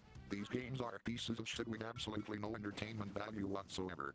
Quite like Drew Pickles' videos themselves. Now, if you will excuse, I have a fourth wall to break and shove up my ass, which will end up sounding like something along the lines of Thank you, Drew Pickles, for scaring all my subscribers away. I wonder what's that, the lore behind that. Operation Green was the one I just could not stomach. It's everything I hate about GBA shovelware. Isometric? Check. Horrible sound quality that feels like someone stuck a drill in your ear? Checkaroni. Sluggish movement speed? Chickamundo.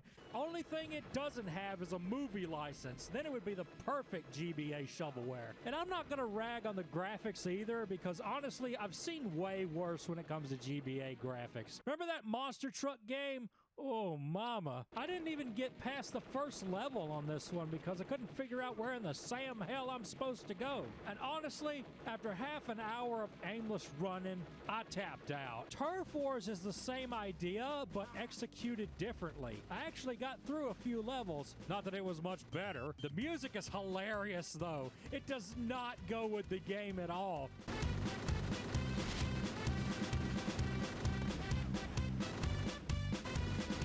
Honestly, I can't think of anything this music would be fitting for.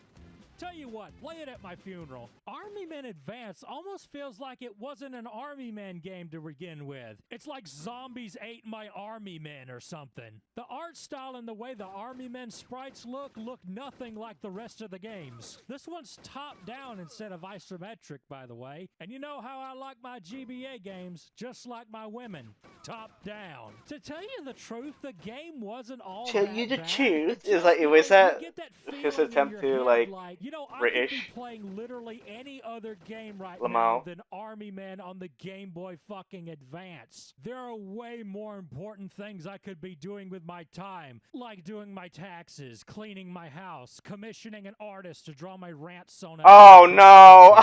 Oh no! Well, that's all the handheld shit. Oh, that We're actually sucks. knocking these out That pretty fucking quick. sucks. In 2003, Be right back, guys. 3DO Hang on, hang on. vouched- Be right back. Be right back.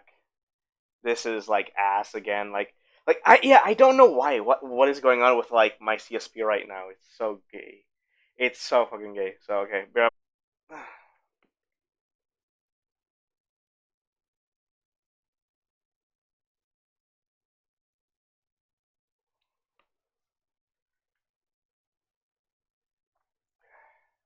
Alright, it's fine. Whew, it's saved.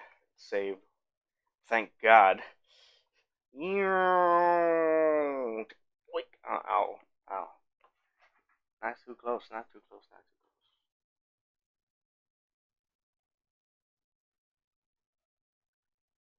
Okay, what was we?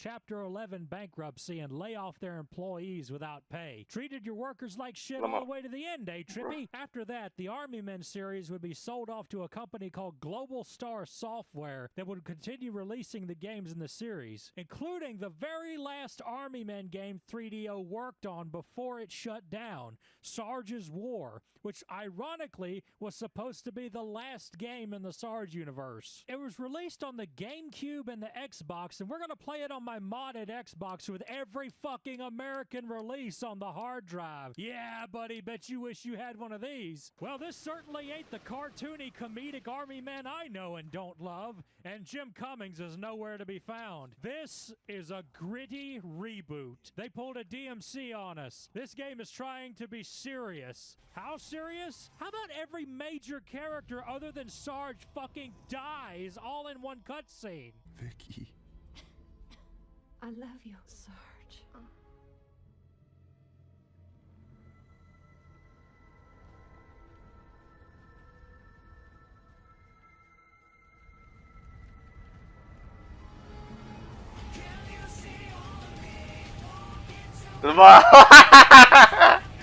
Oh my God. I'm sorry.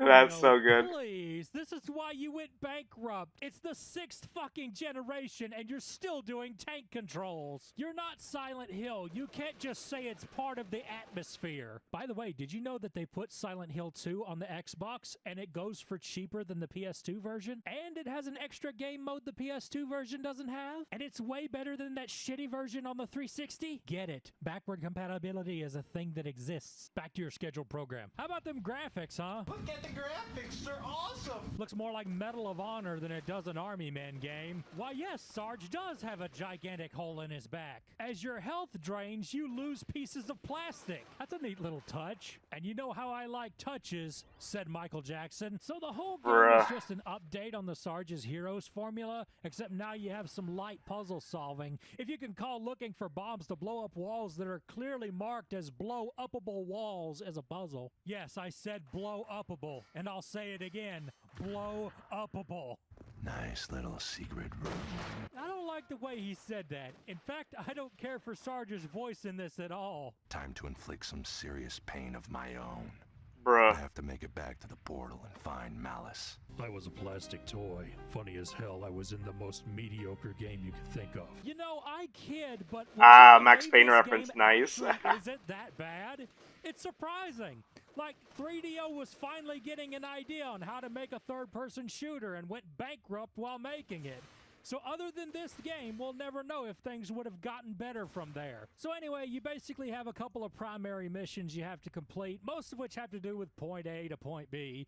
And then you have secondary missions that you don't actually have to do, and I don't know of any reason to. You get some decent guns. You have one with infinite ammo that shoots really slow and is more of a last resort gun. Then you have an assault This is rifle my that, last despite their resort. name, is Suffocation. semi-auto, so you hit the fire button for every shot. I forgot the Gun is rest of really the good lyrics. and is satisfying to shoot. Boom! Even though this game has tank controls, they feel really responsive, and your movement speed is pretty much perfect, not too fast or slow. The maps are pretty well thought out. Hell, I'm gonna say it, I like this game. What is this Twilight Zone shit where the gritty reboot is the good game? But you know what? This is a 3DO game, so trust me, I'll find some imperfections. Like right here, where I'm clearly headshotting this guy and the collision detection is saying, haha, fuck you. I had to haul my ass down the back roads, get up on this little bridge thing, and then take him out with my rifle.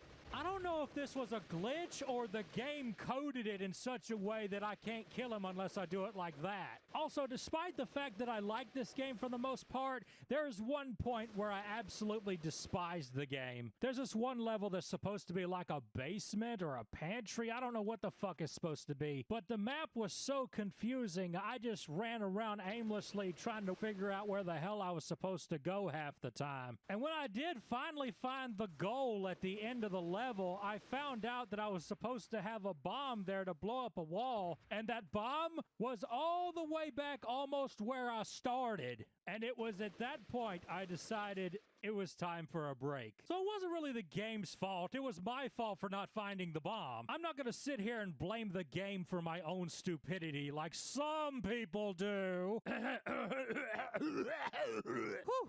Would you believe we've only got 2 games left? And this is where we tread some dangerous waters. Now we see what happens to Army Men after 3DO. Army Men Major Malfunction on the Xbox and PlayStation 2. Developed by Team 17, the same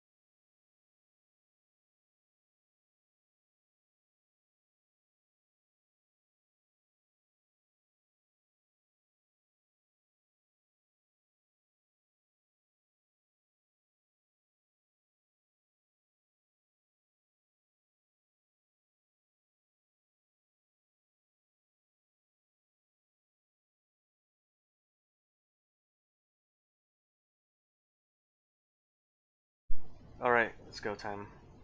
People that made the Worms games, so maybe this will be good? The Tan Army is no longer a thing. Now you're going up against Lego men, toy robots, G.I. Joes, and the biggest enemy of all, the controls. There's areas where the camera and the controls can't agree on each other, so right in the middle of moving forward, your controller will decide you're trying to move in a different direction because the camera is moving.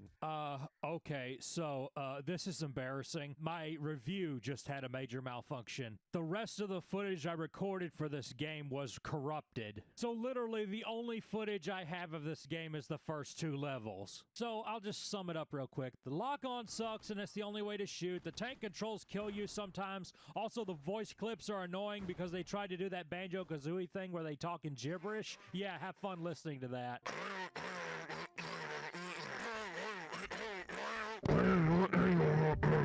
I wanted to shoot my speakers every time I heard that. So, next one. In fact, last one. This is the last Army Men game ever made, and they never made any more after this. And after you see this game, you will understand why. It's a Wii shovelware game! Woo! Look at it, people. Look and be amazed. And would you believe the very last game in the Army Men franchise still had tank controls? They started with it, they ended with it. They were dead set on it. You don't even play an Army Man in this game. You play some kid pretending to play Army Man in his room. It was obvious this game was made for small children. This is one of those games that your relative who barely knows you but wants to get brownie points with the family for thinking about others gets you on Christmas because it was like $5, and kids like video games, right? The game has like a handful of maps, but it tries to make up for that by having a whole bunch of missions that you do on those same maps. Kind of like what MGS5 tried to do.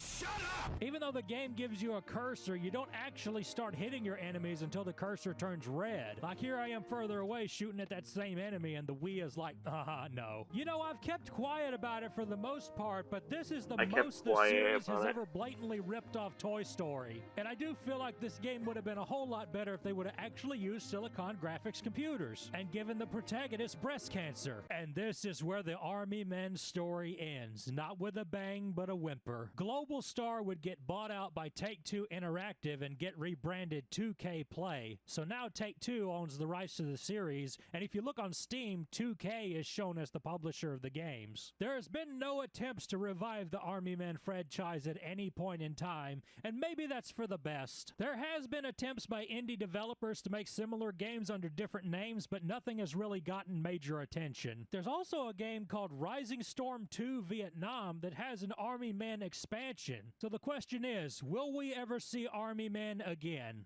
How the fuck should I know? What? They did make another Army Men game? Let me see.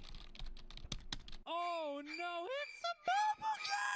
Oh no, Army Man, you did not deserve this. Wait a minute, what? Mega Man was in it? And Marco from Metal Slug? What the fuck? Dude, my head right now, holy shit. Yes, this is 100% real. And it's the sponsor of today's video. No, God, no. Have I taught you nothing about mobile games? Don't play this. Well, that's a thing that existed. I'm gonna end this video now. Bye.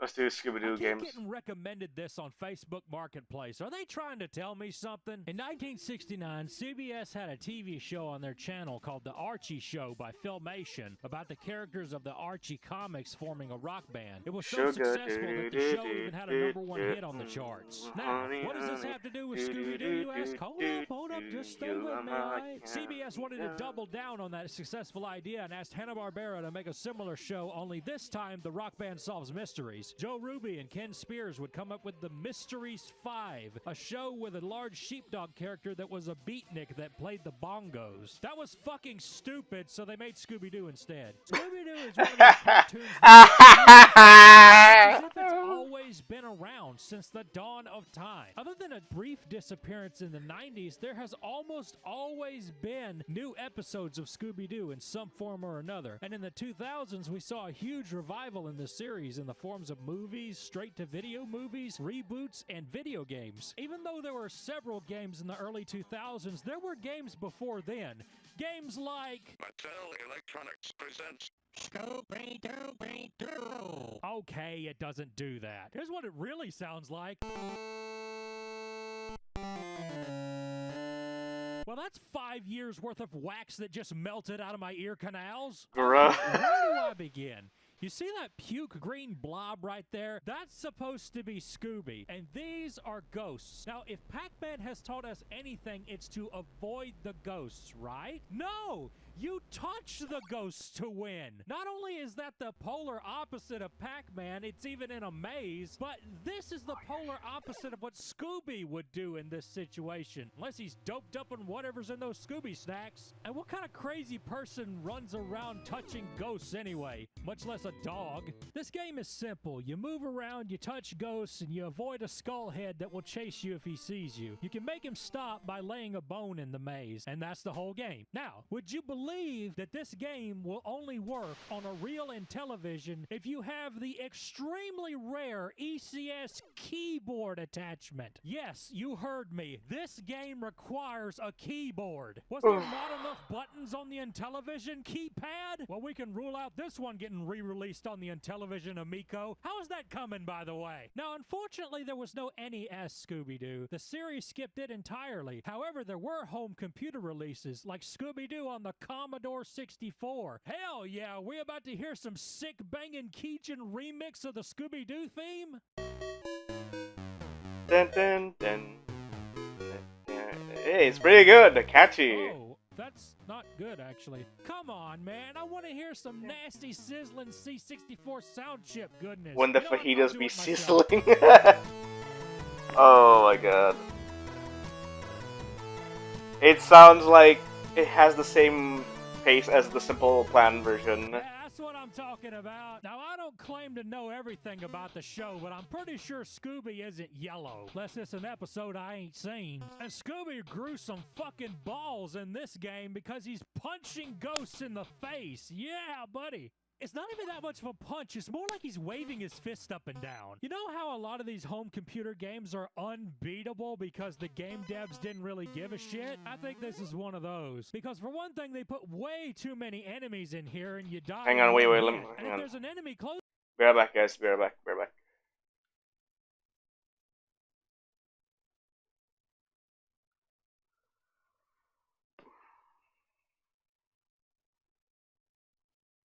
Alright, I'm back. to you, you can't run away from it because it walks just as fast as you. See, I'm fucking screwed right here. If I turn around, I die. And that's pretty much all you do in the game. Punch ghosts, get trapped, and die. What you're supposed to do is find one of the other characters, then you go to the next stage. But good luck finding them without infinite lives. This is Captain Claw levels of unmerciful. What are these enemies supposed to be? Is that Adolf Hitler's head on a jack-in-a-box in a flower pot? I want to see the Scooby-Doo episode he's from. And what is that? What is that? What is that supposed to be? It looks like a blow-up doll of a cheap chomp that got deflated. I think I've had enough of this game for a lifetime. There was another home computer game called Scooby-Doo and Scrappy-Doo. And just to change things up, we're going to play it on the Atari ST. Atari ST. That's what I'm talking about. I think Hang on, bring it back.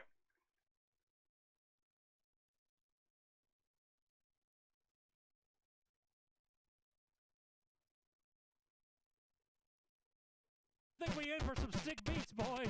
So this one's more of a 2D platformer like you would expect on the NES or something like that. And as far as I know, this is the only game you can play as Scrappy on, which is amazing. I wish they would have put this on NES or something. I would have killed to play a Scrappy-Doo game. Man, my childhood nostalgia is just flaring up so much seeing this. And you know what?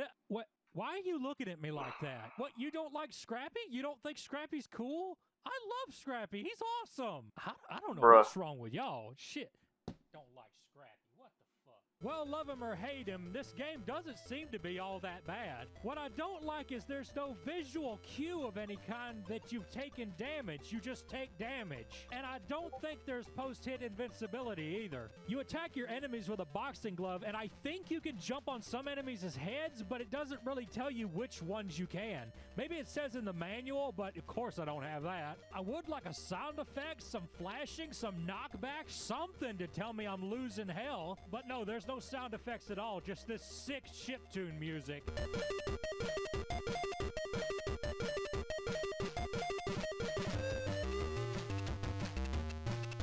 Which I'm not gonna lie, sounds pretty damn good. I kind of wonder if the Amiga version sounds better because there was one. Let's check it out. Damn.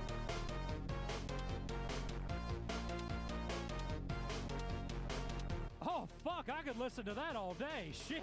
I found this pogo stick in one level. I think it makes you jump higher, but other than that, it doesn't really help at all. In fact, it makes it to where you can't use your boxing gloves, so it's kind of like shit. I notice sometimes when you die in a place that has a lot of platforms, especially moving ones, it'll knock you back pretty damn far. I don't know what's up with that. Oh shit, what's this level? Scrappy-Doo goes to hell? And then he Chris Redfield's a fucking boulder. Oh, who's this supposed to be? Is that Joe or Mac? You know, they show Scooby on the map and they show Scooby on the HUD, but I never actually see him in the game. How do you have a Scooby game without Scooby?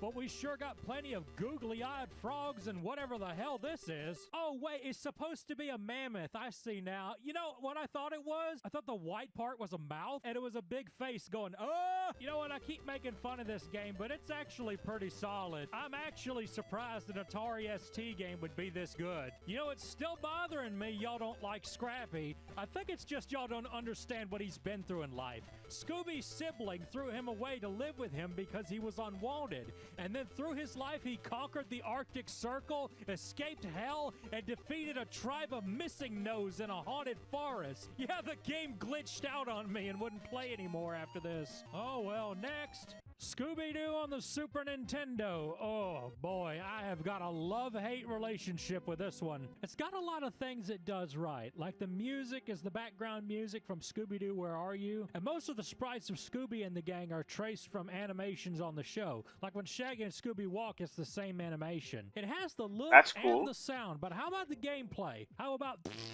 It's not your normal platformer. It's more of a glorified scavenger hunt. You wander around the map searching for clues like a blind man in a snake pit trying to eat spaghetti. You give the clues to Velma to unlock more areas in the level. Now, here's problem number one with that. Some of these clues are hidden, and to find them, you have to hold the X button to have Scooby sniff the area you're walking on to find something. This means that you have to go around sniffing every corner of the map to find hidden items, and Shaggy walks slower when you're sniffing. This can become a problem when you're in a place that has enemies in it. You see that? That's a scare meter. You fill that shit up and Scooby and Shaggy start having Vietnam flashbacks and you lose a life.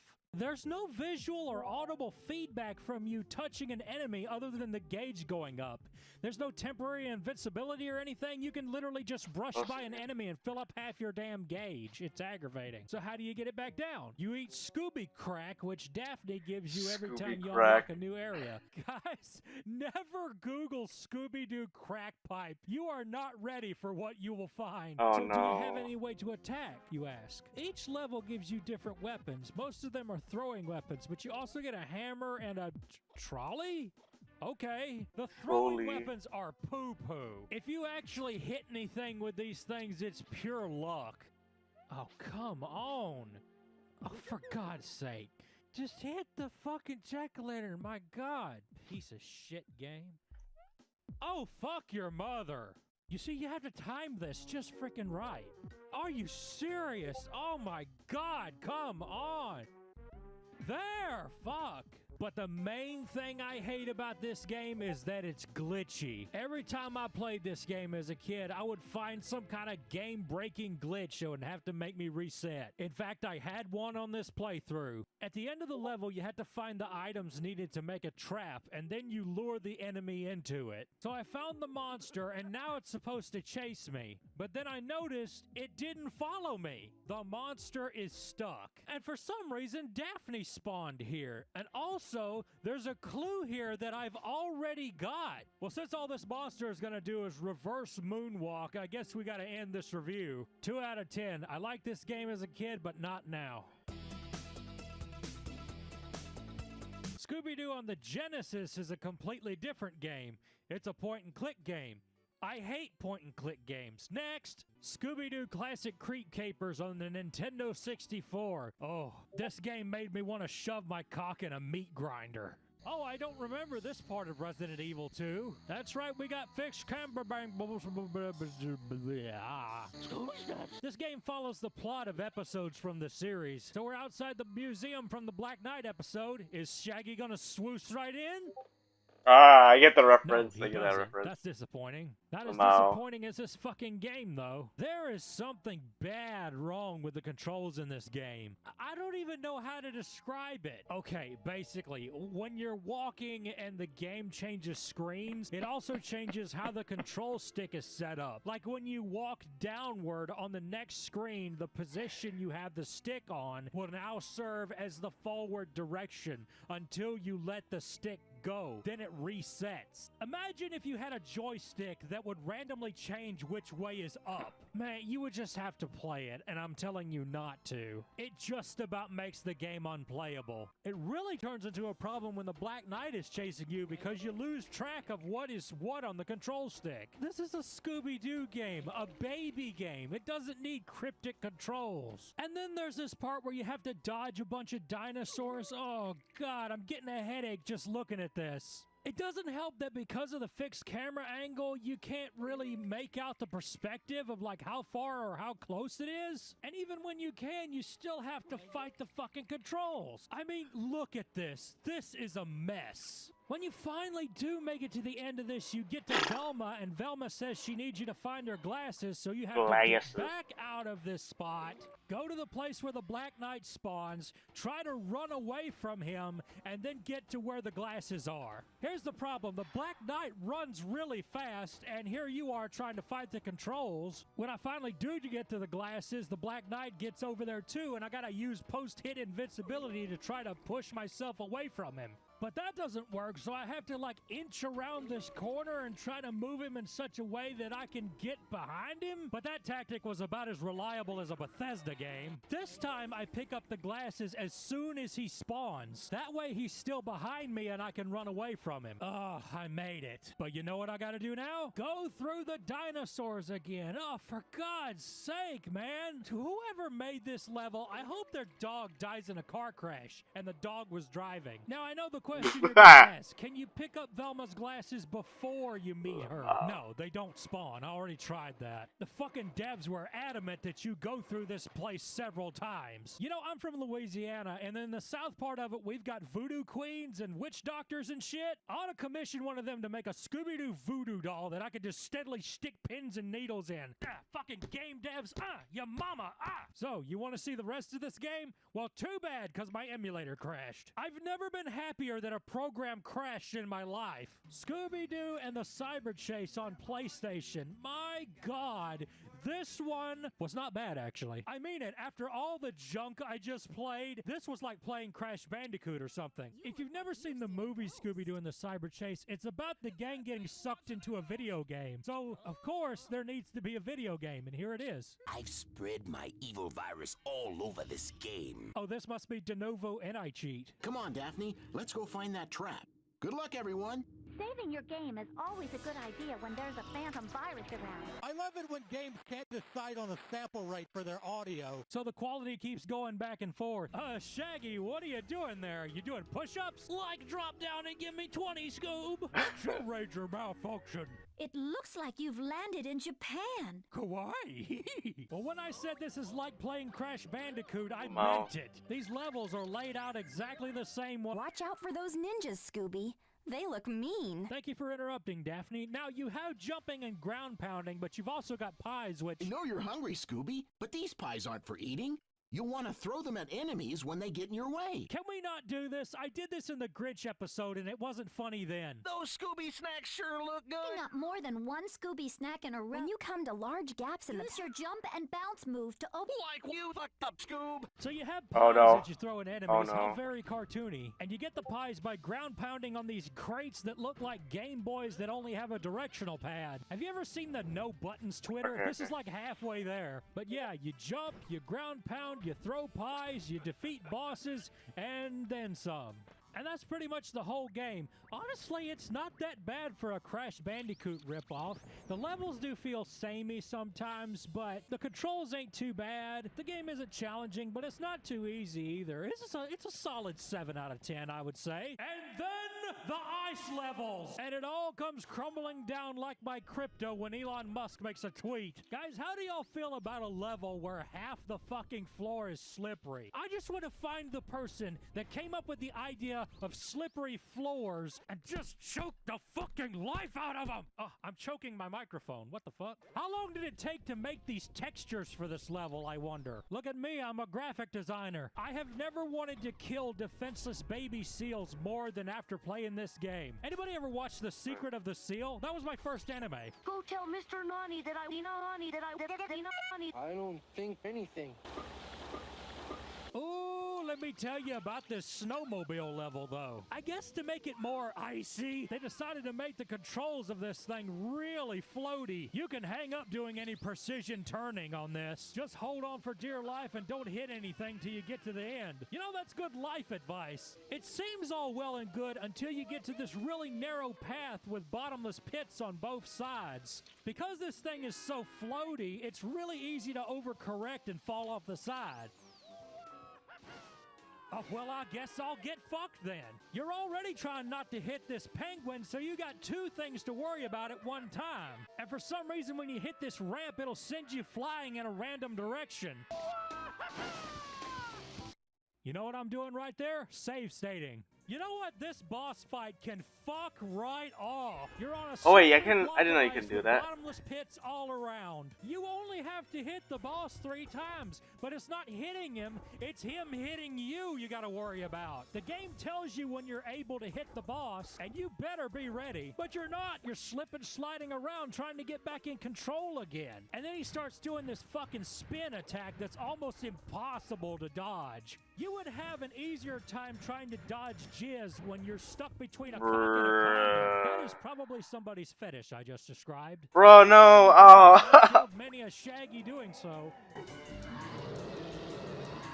Okay, Doom Zombie. This final boss, however, is unbeatable. I used every fucking cheat and save state in my arsenal, and I could not beat this motherfucker. It all boils down to he's too damn fast, and you're too damn slow. And by the time you get to his final form, he's just a damn aimbot. There's probably somebody out there who can beat him, but it ain't me. It kind of sucks because I kind of liked this game. But if I'm not gamer enough, I'm not gamer enough. Scooby-Doo Unmasked was one of the 3 multi-platform games that came out on the 6th gen. All 3 of them start off with a variation of the classic intro. Is that the caveman in a spaceship? I have so many questions to the point I should ask none of them. Okay, this is either the shit from Splatoon, or it's that multicolored soap car washes spray on your car. You know, the one that smells really good? Don't drink car wash, by the way. The plot of this game is kind of weird. All the monsters in the game are made out of that goop you just saw, and they're animatronic. Man, the developers had no idea animatronics would get a stigma to them years later. All the FNAF fans watching right now is like, stigma dick in that foxy.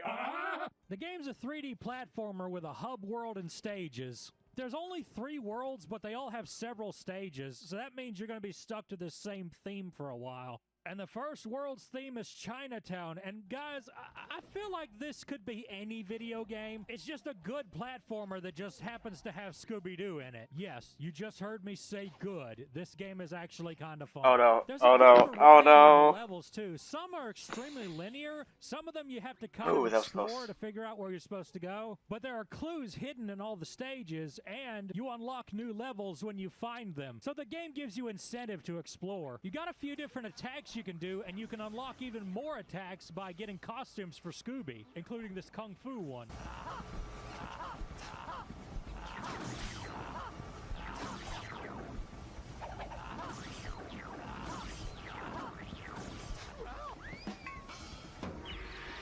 Well, that tactic almost worked. The best thing about the Kung Fu costume is you can do a Scooby-Dookin'. Scooby-Doo. Scooby-Doo.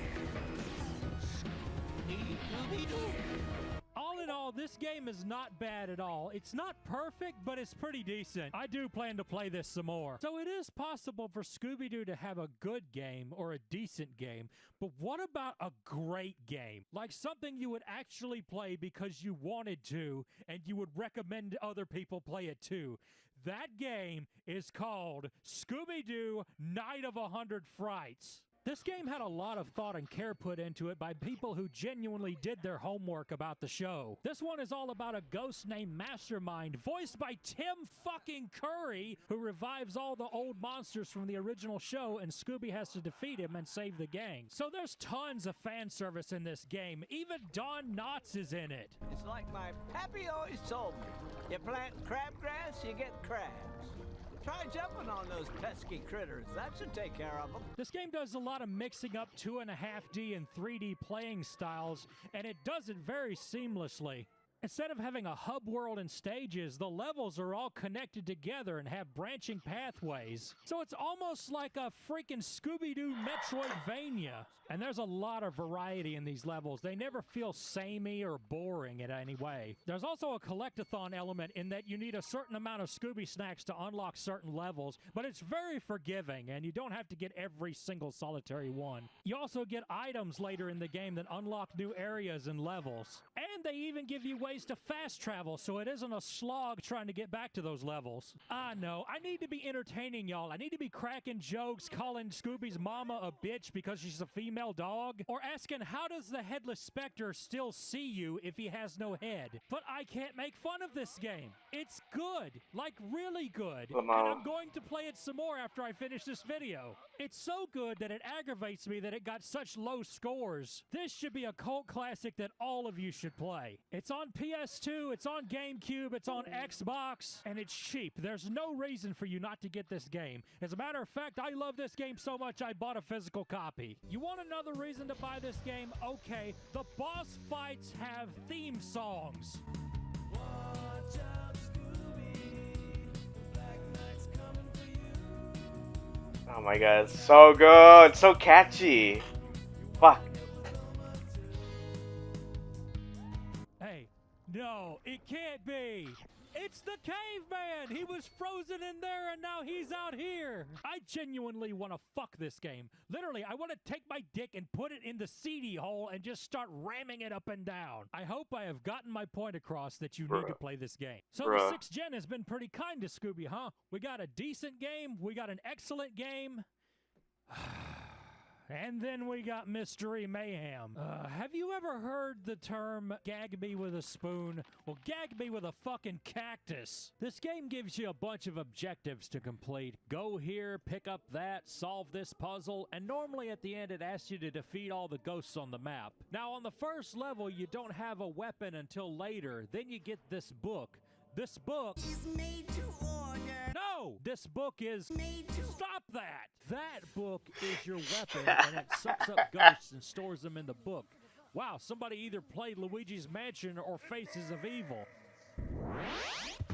Unlike the ghost vacuum in Luigi's Mansion, it has a power meter, and when it runs out, you can't use it anymore.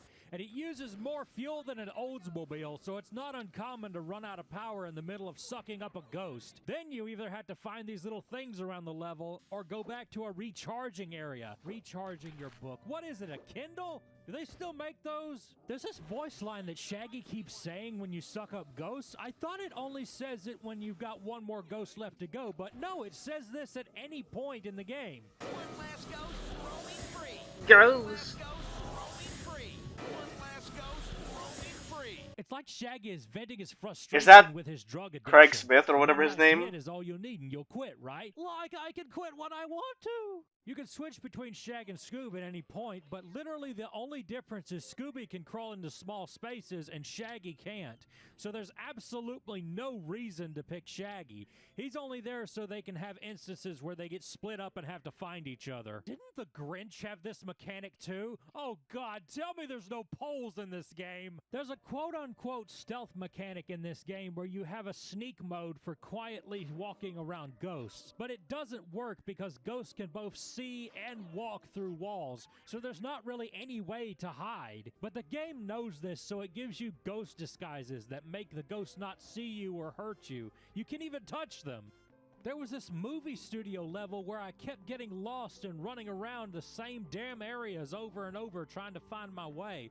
And the whole time, this guy in the background keeps talking to Shaggy. Okay, now look scared. Like, I am scared. Now look scared. Like, I am scared. Now look nervous. Like, I am nervous. Those audio clips must have played 100 times while I was running around trying to find where to go. Okay, now look scared. Like, I am scared. There's no platforming in this game at all, and you can't jump, so it's just you walking around, looking for clues, solving puzzles, blah, blah, blah. Everything just felt like a grind. Now, I know your question, Stu. Does anything else happen in this game? Well, there's a fucking minecart level. Oh, my God. This might be the worst minecart level in video game history. Okay, here's the deal. You have to make a perfectly clean pass from one end of the section to the next without getting hit or falling down a hole. The problem is the minecart is going way too fast and they put way too much shit in the way. I want to meet the guy who has these lightning fast reflexes who can finish this minecart level without getting hit. Someone in the comments section will tell me I have a bad memory. Well, you have a bad face. But the worst part is all the alternative routes. There's a bunch of areas where you can switch what track you're on, but only one of them is the right way. The rest are dead ends. Some of these dead ends don't tell you they are one until you've been on it for a while. That's the sadistic fucks who made this game laughing at you. No, literally, they laugh at you. Check out this shit they pulled right here. Watch this.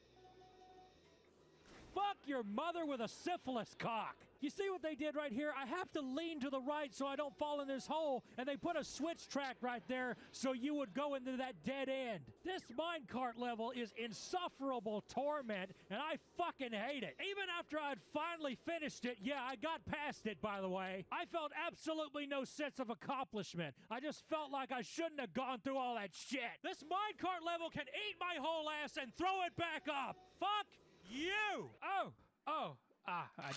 I need my medicine. Hold up here. Fuck. I got one more to show you, and I'm only going to show you a little bit because PS2 emulation's kind of iffy. You need a pretty hot PC, and my laptop from 2016 with a 1050 doesn't quite cut it. Scooby-Doo First Frights was a tie-in game with Scooby-Doo The Mystery Begins, along with another game called Spooky Swamp. And God, those 3D models are from hell. Speaking of weird styles, have y'all ever seen that Family Guy looking Scooby-Doo show? What was up with that? The main reason I wanted to show you what little I can of it is because this is a Scooby-Doo beat-em-up game. It's Devil May Scoob. And I think that's going to do it for the Scooby-Doo games. There's several more. In fact, I recorded more, but I can only put so many. So that's our show for today, but I've got a few announcements to make. I've done some updating to the Patreon. To begin with, the only pledge tier I had was $5, and that gets you my Discord, a shout-out, and early access. You see the videos before anybody else. However, if you don't need all that extra stuff and just want to support me or can't afford $5 a month, I am now announcing a $1 tier. That's right. $1 damn dollar, and you still get your name at the end of the video. How's that sound? Not only that, I've got a Patreon goal up, so now there's actually incentive to sign up. If we can make it to $200, boys, I will make 2 videos a month instead of 1. Y'all seem to love the idea of more than 1 video from me a month, so let's work together to make that a thing. As for me, I will see y'all next month with another episode. See y'all later.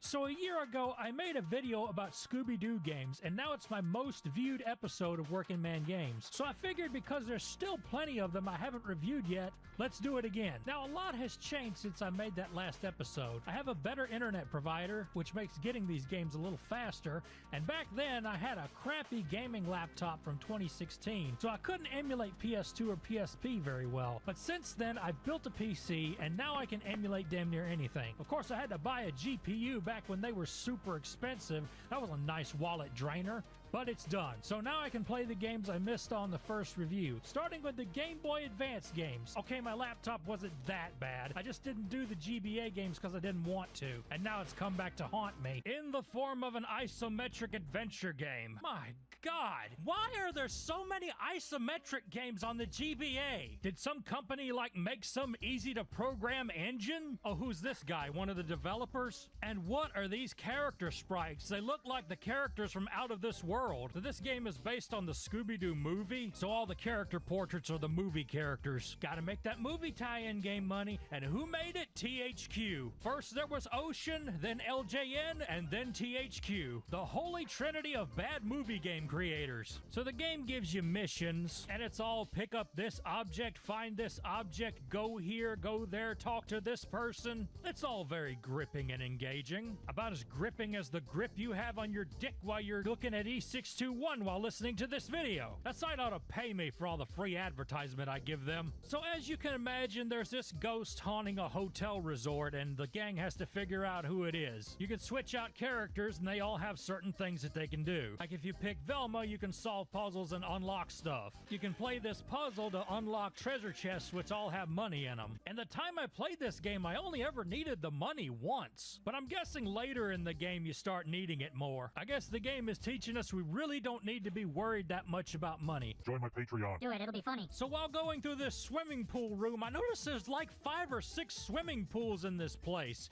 Like, how many swimming pools do you need? Why not just have one big pool, not a whole bunch of little pools? Maybe it's so if too many people piss in the pool, we can all go to the other pool. I'm sorry, this pool thing bothers me. When we get to the basement, we encounter our first enemy in the game. Rats. Oh no, not rats. What are they gonna do? Give me the plague? You can't fight them, so you have to sneak past them with the sneak mechanic. And then you got this one puzzle where the lights go off and you gotta hit all the switches to turn it back on. It's kind of like those ice puzzles in Undertale. Way to record your mouse cursor, by the way. These puzzles wouldn't be such a big deal if you didn't have to do them every 5 minutes. And then there was one of those pipe puzzles where you have to make the liquid flow through the pipe. How many games have this? And they boogered up the controls for some reason. You would think you would press A to lay the pipe and it would give you another to place, but no, A and B rotate the pipe and you push select to deselect that pipe and place another one. This confused the shit out of me. You can't give my southern brain some shit like that and expect me to just roll with it. I'm already bad at these pipe puzzles and I was stuck on this for a while. Not because I suck at games, but, well, I suck at games, but that's beside the point. But yeah, it seemed like I would move 2 feet and I would have to solve one of these stupid puzzles again. I mean, the alternative isn't all that great anyway. I mean, I can do puzzles or I can run around an isometric GBA game. There's no winning here. Anyway, you find out somebody's misplaced their keys, you go to find the keys, you find Velma, you go get her glasses because she lost them again. Somebody said they saw the keys in the swimming pool. You find out you gotta drain the swimming pool to get the keys. You go to the basement, drain the swimming pool, do the puzzle. Don't get hit by the rats, go back to the first floor, talk to the woman, get the keys. Give the keys back to the person that needs them. You ask a guy for info, he wants money, you give him the money, he gives you the info. He says you need a pass to go in the electrical room. You go to the hotel owner to get the pass, he says he's missing some blueprints. You go to the electrical room to find the blueprints. You talk to a wrestler that's got dirt on his clothes, Velma thinks that's suspicious. You find the blueprints, you find out how somebody's been playing with the lights. You find a guy that takes pictures of ghosts, he says he's missing his camera, you go and find the camera. You find all the clues and then Velma says it's time to catch the ghost. You look for the ghost in a locked room, you have to do another damn puzzle. You go through the hallway, you gotta do the puzzle again. You go to the room where the ghost is, you have to do the puzzle again a 3rd time. Fade out, fade in, you caught the ghost and it's the wrestler guy. Yeah, Yeah, this game is something else, alright, but that something else ain't much good. I think I would have more fun playing Elden Ring, and I hate Elden Ring. Well, they made a second movie, so they had to make a second movie game. Scooby-Doo 2 Monsters Unleashed on the GBA. Well, this one's a platformer, and honestly, it didn't make me gag. I mean, it's not gonna win any awards, but I've played worse. For a licensed GBA game, this could have been way worse than it was. They gave Movie Daphne a sword, and you use it to chop up rats. Oh no, not rats. I promise I'm not gonna make that a catchphrase. Between each level, it tells you what happened in the movie, so you'll know what part you're theoretically in. And this game doesn't save, it has a password system. I guess a battery save would have costed too much money for this budget game. The boss battles are interesting in that even though the boss has a life bar, it's also got a number beside it which tells you how many hits it can take. Something else weird too, Scooby has an attack and it's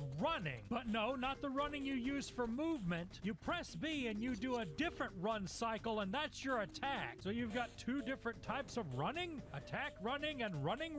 And when you hit the button, it takes a moment for it to work, so sometimes it doesn't work. However, to run, you have to tap the control pad twice, which at first doesn't seem like a weird thing because a lot of the Kirby games do that. However, there's some jumps you have to do that you have to run and jump at the same time or you're not gonna make it. And they give you a gnat's ass hair worth of room to do that. It doesn't feel good when I have to prepare for each jump. At one point, this game randomly started throwing QuickTime events at me. I gotta press all these buttons to kill the Black Knight, and you can't do it all in one go. You have to keep hitting him and knocking him out. Then it threw a level at me where I have to follow this old man without him seeing me. And it's basically that stage in Metal Gear 2 on the MSX where you have to follow the soldier. And it's about as fun. I hated this part. At least they try to break it up and liven it up some by giving you obstacles and stuff. But then they pull this shit where there's doors that close and you won't make it unless you're directly right behind him. If I had to sum it up, I'd say this isn't a terrible game. I've played way worse. But this isn't something I would choose to play at any moment. But then there's Scooby-Doo and the Cyber Chase on GBA. This is the real deal. This is garbage. I mean, just listen to it.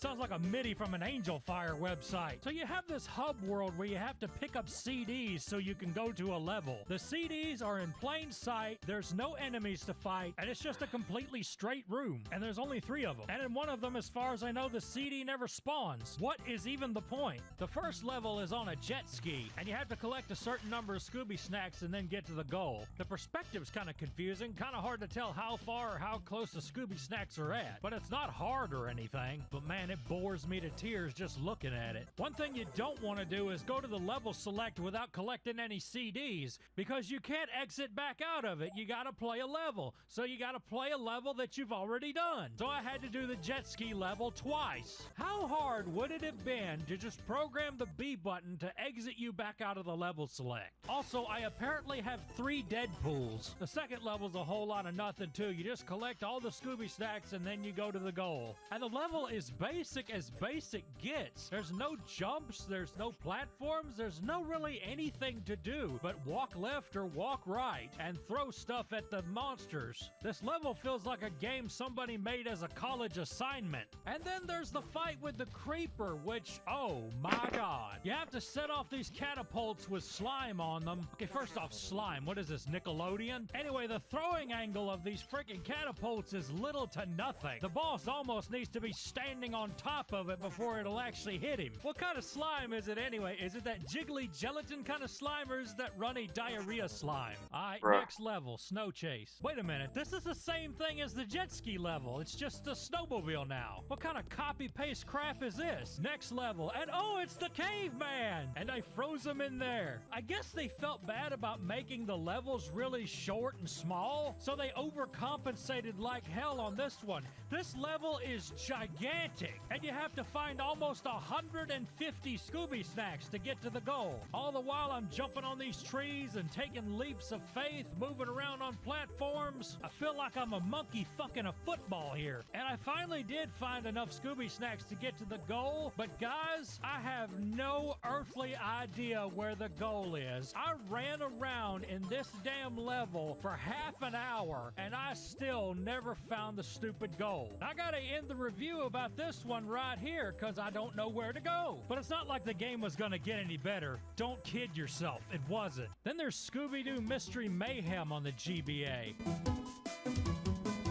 Oh god, it's hitting the wrong notes. Wait, didn't I already play a game called Mystery Mayhem? Yeah, it's the one with that bad minecart level. So they apparently made 2 of them. Well, at least this one sticks to one genre. It's a platformer. But I'll be the first to tell